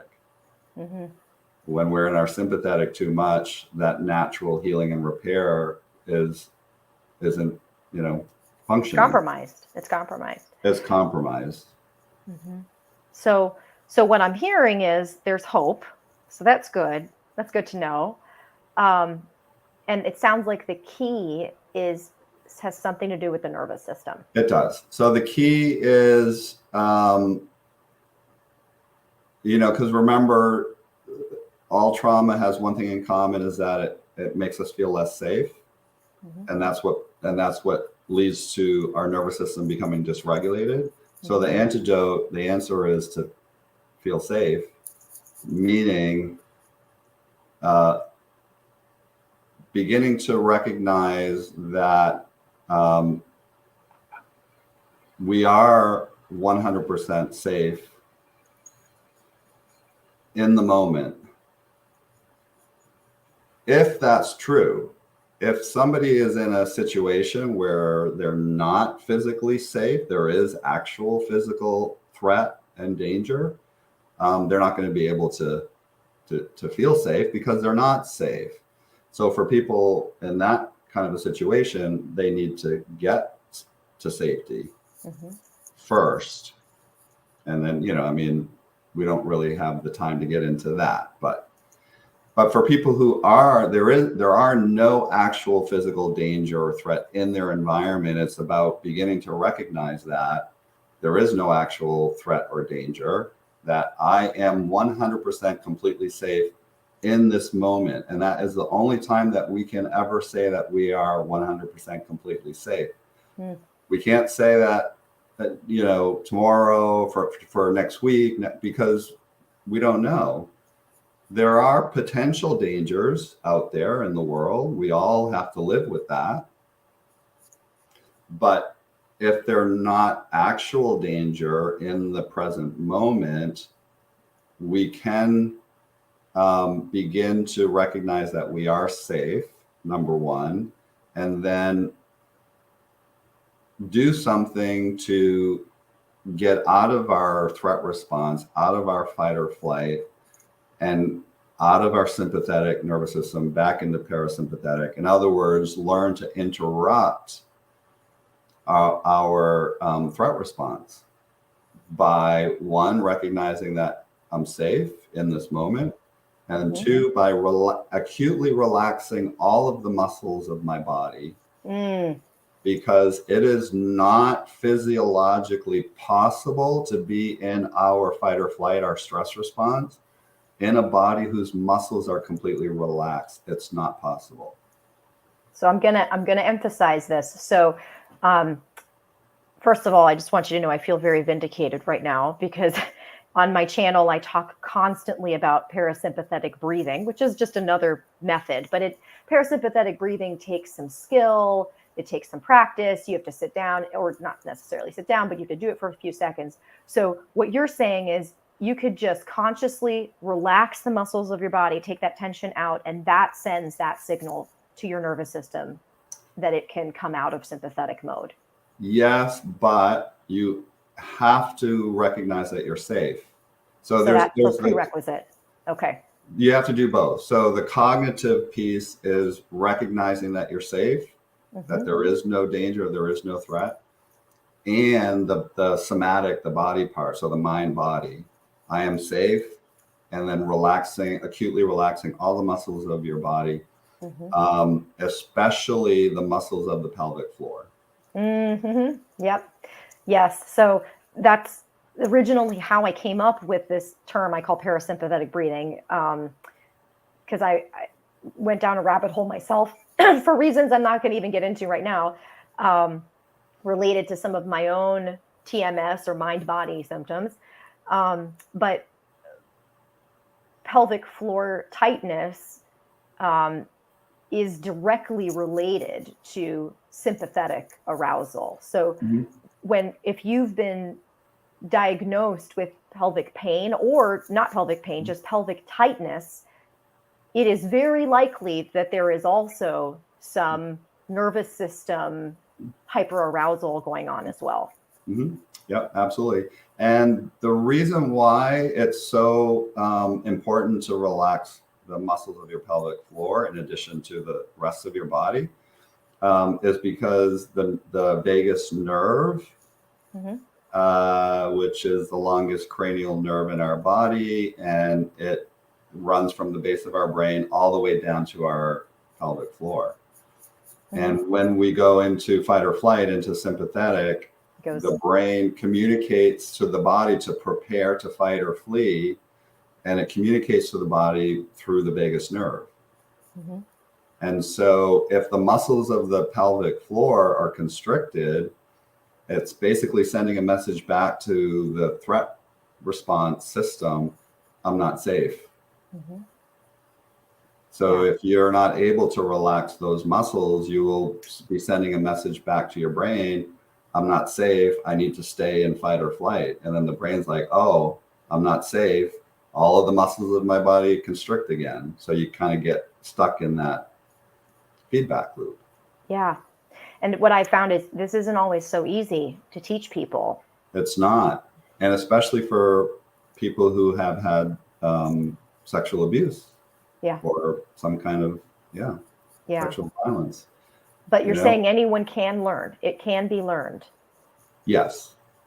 Yeah. And so I do want to say too that what I just described is one way of invoking the relaxation response. Eric calls it the wet noodle, where you just go, he calls it the wet noodle. That is one way to interrupt the threat response and invoke the relaxation response. There are other ways of doing that as well. Eric's book, Forward Facing Freedom, which I will also link to below. Forward Facing Freedom. Yeah. So there are other exercises. The reason why he prefers and I prefer the wet noodle is because you're able to engage that skill and still remain engaged in what you're doing because it's all internal. Nobody has to know what's going on inside your brain and your body. The other exercises, you kind of have to disengage and go off for a few minutes in a quiet room. Right. Like the parasympathetic breathing it's like there's a process, there's a close the eyes and relax, which is great, but not feasible when you're standing and talking to your boss. Exactly. Right? Exactly. And again, for people who have a lot of trauma, who are perceiving a lot of threat throughout their day, they're perceiving threat constantly, interacting with people at work. And so again, it's not feasible to, can you wait, I need to go and regulate my autonomic nervous system. Yeah, hang on, I gotta go regulate. Be right back. Yeah. She needs to go to the bathroom. Like, what is she saying? Right? Yeah.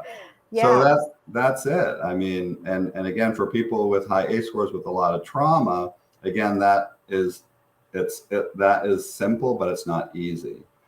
Because they have years and years and years of past painful learning and conditioning. And then when you talked earlier about triggers, they have a lot of triggers that are reminding that part of their brain of past trauma. And what happens is when our fight or flight is triggered is our thinking brain, our prefrontal cortex takes a back seat, and we actually become cognitively impaired, almost like a minor traumatic brain injury. So we lose access to all of that higher functioning stuff. I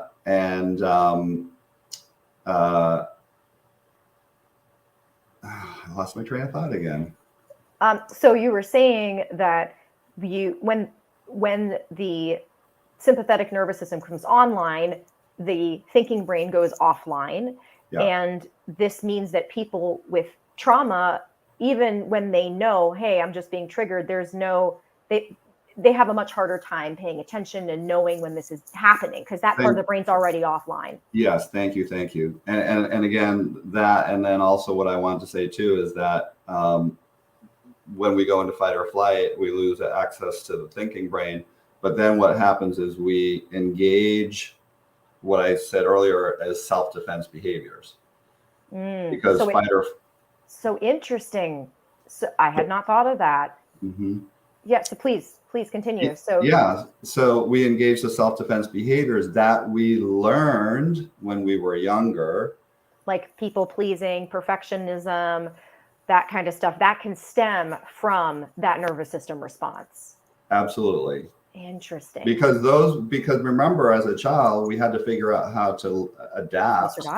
How to survive and how to feel safer. And so we developed these self-defense behaviors back then that helped us to feel more safe. And so they worked then. They helped us to survive.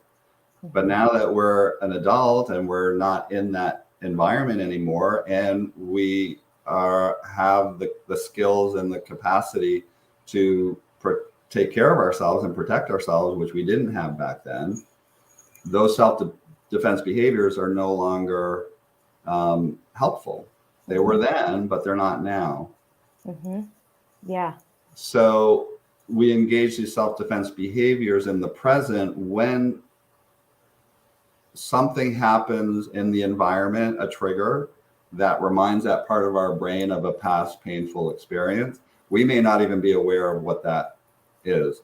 It's usually, it's a sensory data. So a sight, a sound, a smell can trigger, or an emotion. Could an emotion do the same? I don't know if the emotion, it's hard to say if the emotion triggers it or if the emotion follows the trigger. I'm not 100% sure on that, but we can definitely learn to be afraid of and avoid emotions, which then again, when we avoid something, we're telling our brain this is dangerous.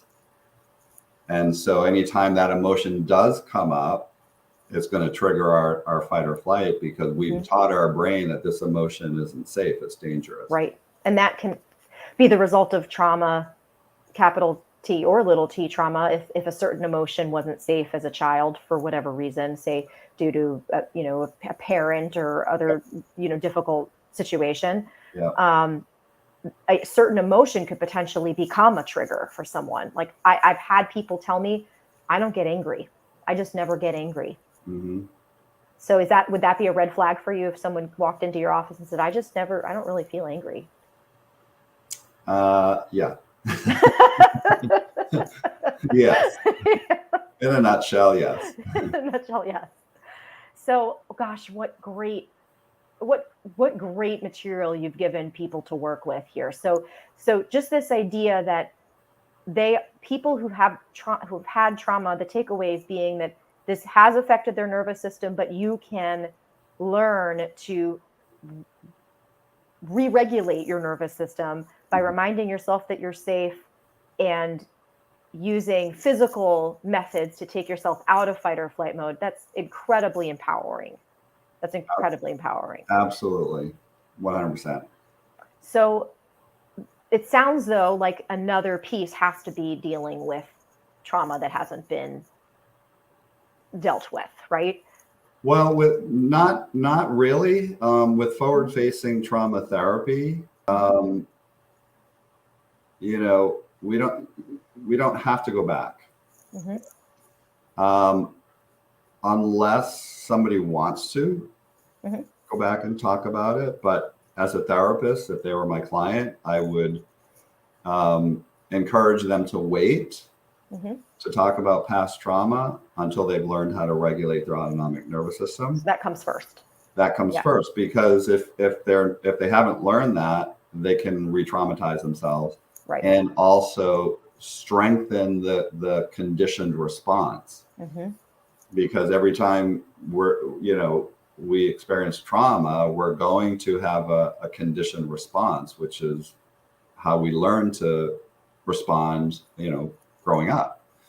And so every time you do that, you're strengthening the conditioning, you're strengthening the neural pathways in the brain. This is where all that neural circuit and neuroplastic terminology comes from, because that's how we learn, is by developing neural pathways.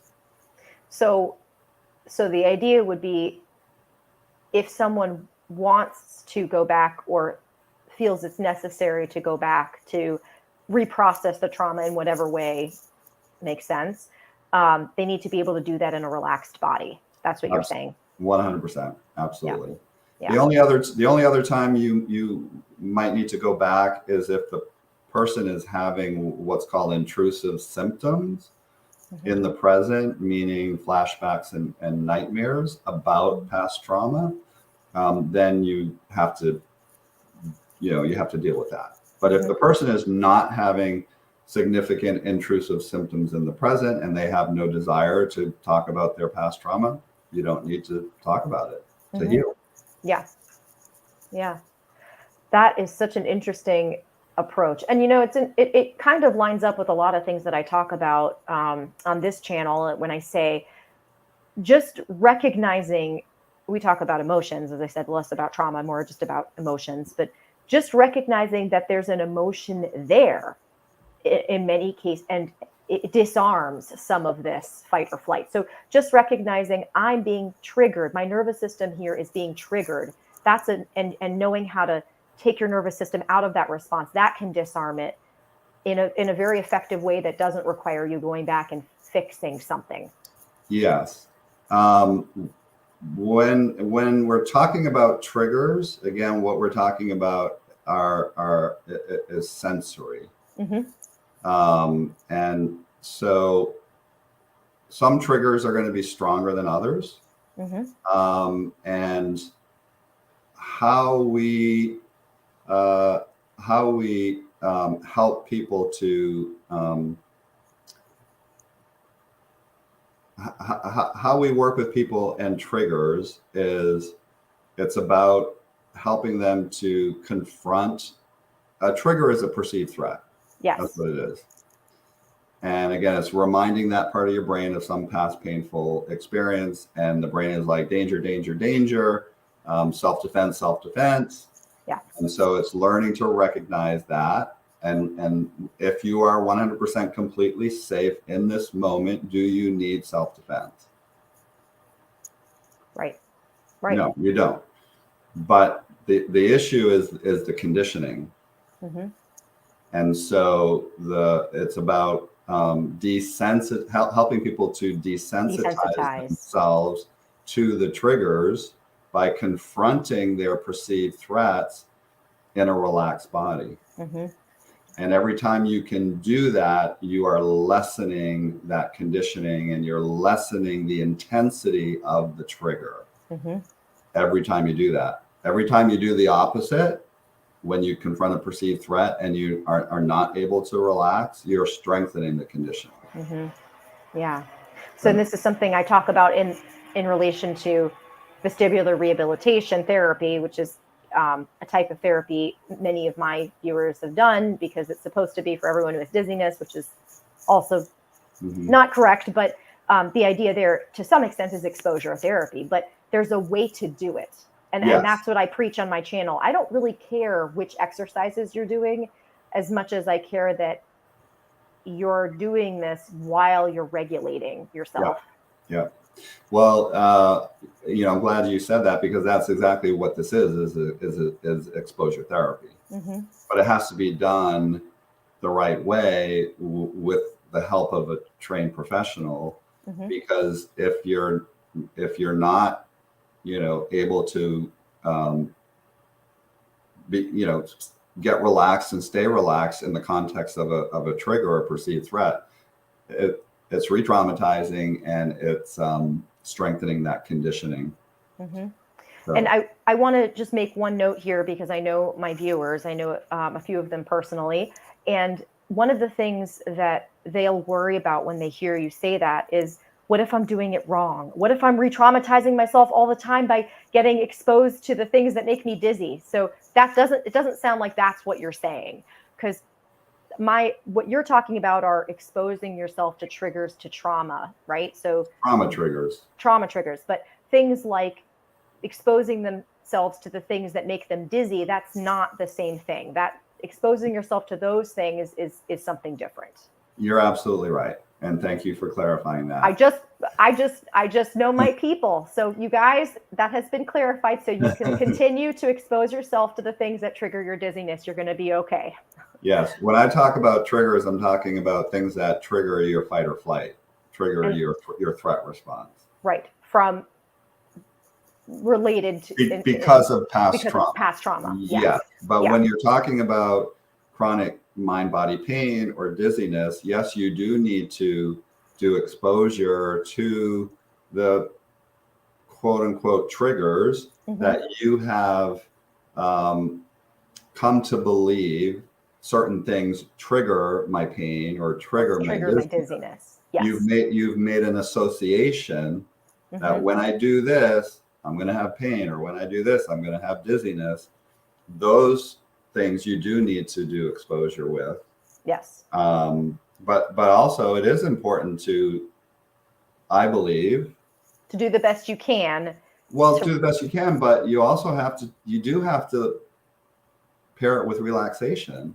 Right. Because if you're trying to do it using just brute force and white knuckling your way, confronting these triggers, and your symptoms are increasing significantly, like I said, 7 out of 10 or higher. Right. You don't want to do exposure. Then you want to bring it back down. Bring it back down. Yes. And what I'm just clarifying this in one more way for a certain subset of my viewers who I know have constant symptoms. So what you're talking about is exactly the approach that I recommend. If you trigger your symptoms, you want to take time to regulate yourself, bring your body back down out of that sympathetic mode. But I have some clients and other viewers who have 24/7 constant symptoms. And so in those cases, it has seemed to be beneficial for them to try to have their worlds as open as they can make them while they're working on the other stuff. So would you agree with that approach for them? What do you mean by having their world open? Trying to not avoid things. Yes, trying to avoid avoidance, but trying to get outside, try to take a walk, try to get out to socialize in small groups or one-on-one, just trying not to let their lives shrink down so that they're stuck at home. Yes, I agree. That is important. But again, I think it's also important that they do it to the level that they are able to tolerate. Yes. And Yes. what I tell my clients we don't start with exposure. Oh, of course. Yeah.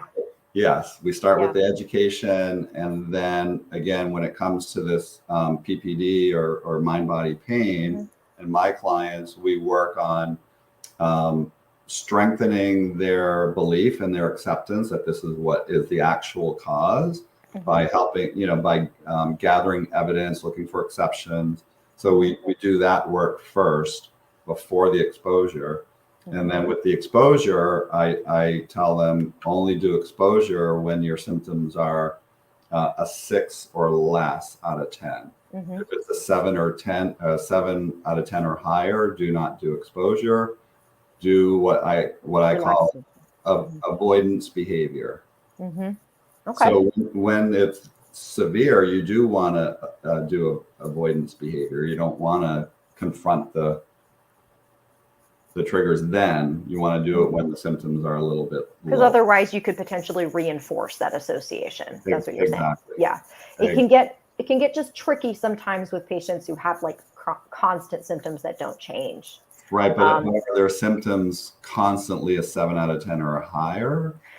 I've had some report that, but the thing is, there's no clear association between the things they're doing and the symptoms. So they could be at home and at a 7, or they could go to a cafe and be at a 7. So it's not changing based on their location. That happens to some of them. Yeah, I mean, if somebody is reporting that they're a 7 out of 10 or higher 24/7, it's hard to do exposure. Yeah, it is. Yeah. It is. I have a few. Thankfully, most of you guys watching don't fall into that category, but I know I have a few here who do. So, okay. So I know that we have talked for a long time and we've given people a lot to digest, but I want to ask a question that I'm sure is at top of mind for people watching this. So if someone has trauma, whether capital T or little t, and says, oh gosh, this is something I need some help with this. And or maybe just someone who has chronic pain or chronic dizziness and just feels that they need help. So what should they look for in a mental health professional? What should they look for? Is there a specific type of credentials or qualities? Like, how do they know that this person is going to be able to help them with mind-body syndrome and trauma? Great question. Yeah. I wish I could be more positive about this, but unfortunately, I think that they are a bit few and far between, especially people who, are trained in both trauma and mind body. Like you might find trauma, somebody who can do the trauma, somebody who can do the mind body. And if you can't find somebody who has both, then, maybe you might need to do it that way. I would recommend personally, starting with the trauma. If you do the ACE questionnaire, if you have an ACE score 4 or higher, and you feel like your symptoms could be related to your trauma, I would recommend working on the trauma first. If you can't find somebody who can do both. Right. Number one. So, and the thing with the trauma piece too is, again, I'm a little partial to the forward-facing approach, because in my personal experience and as a therapist, and Eric has said this too, that I believe that it's a more gentle. You get some got some mowers going on. I'm going to mute my mic while you're talking. I believe that forward-facing trauma therapy is a more gentle and more a more accelerated approach to treating trauma. Some of the old school trauma therapy can be re-traumatizing. So I'm partial to forward-facing, but I'm sure there are a lot of really good trauma therapists out there that have a different approach, but that's just my personal preference. So you're saying though that a lot of trauma therapists aren't going to be versed in mind-body stuff at all? Correct. Again, unfortunately. So the as far as the mind-body work, I would recommend that people go to the PPDA website. They have a list of providers there, and then also pain reprocessing therapy has a website with a list of providers there who are trained and certified in pain reprocessing. So those are two places that I would recommend that they go, and if they're looking for somebody who's trained in mind body. The pain reprocessing therapy is relatively new. That just came out last year.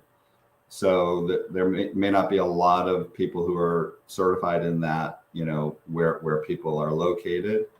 But hopefully as time goes on, more and more people will become certified in that. So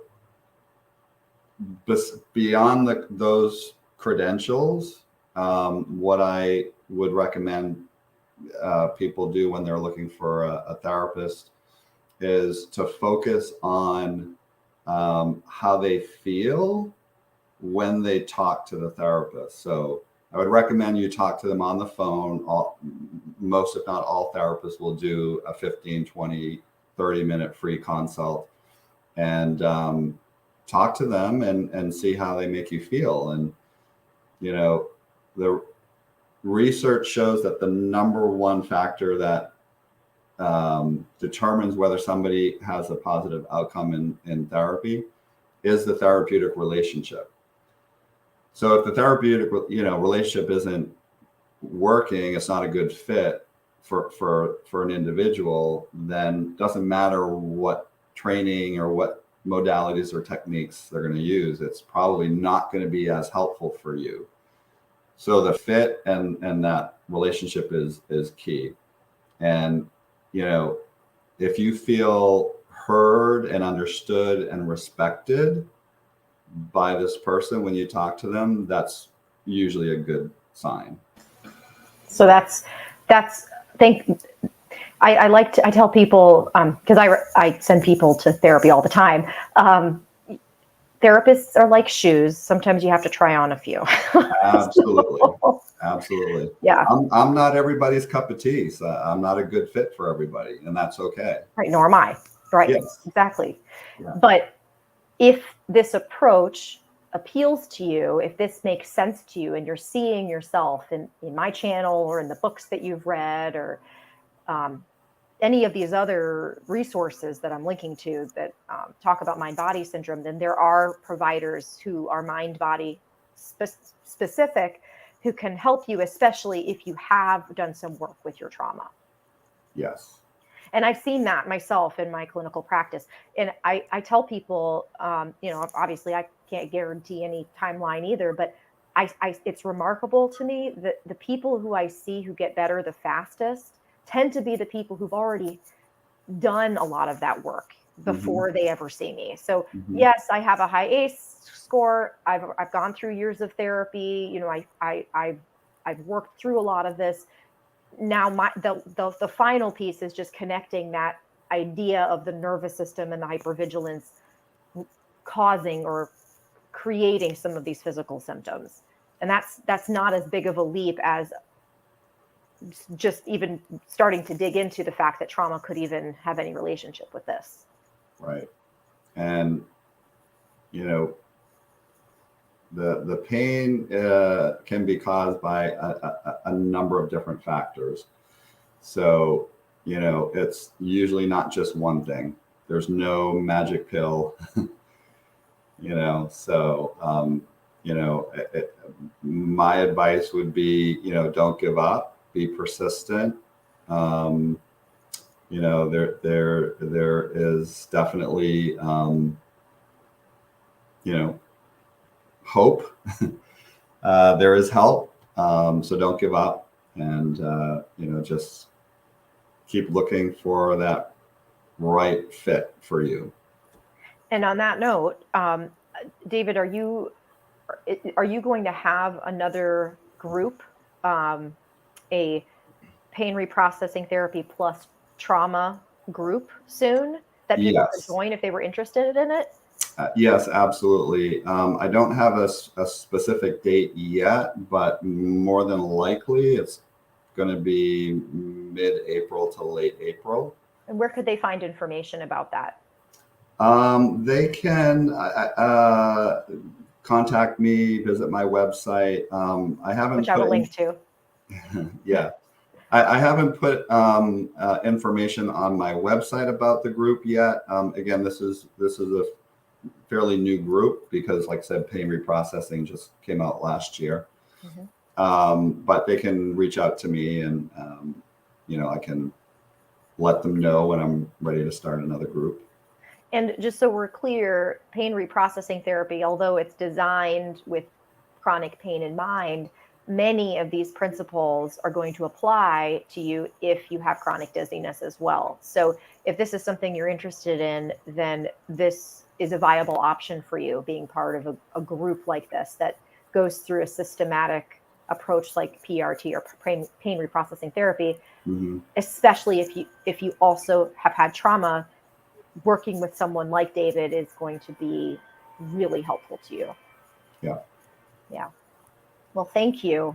You're welcome. Thank you so much. This is just, my eyes are spinning just thinking about all the things that we talked about. So I feel like people who watch this are going to need to watch this a couple times to get everything out of it that we talked about. Yeah, I know there was a lot of information, but just go back and rewatch it. And I think I also, just another link. Eric Gentry has 2 videos, has a bunch of videos on YouTube, but two that deal specifically with autonomic nervous system and regulating all that. And so if people are interested in watching those videos, they're free and they're on YouTube. So yes, and I'll link to those as well. And they're specifically, he talks a lot about compassion fatigue. And so I've got lots of nurses and teachers who watch this channel, I got to tell you. So you are a nurse or teacher and you are suffering from chronic dizziness, these videos are worth watching for sure. And they're worth watching for anyone, but especially for you. Absolutely. Yeah. He's developed a whole program around compassion fatigue. Yeah. And I've seen every video of it, so I can tell you, yes, it's really good. It's really good. Right. So, okay, so I'm going to end the recording. We could stay and chat for a minute, but guys, thank you so much for tuning in. And questions, comments, drop them below. If you liked this video, please share, subscribe, and let all your friends know that this was a great video. All right, I'll talk to you soon. Bye. Bye-bye.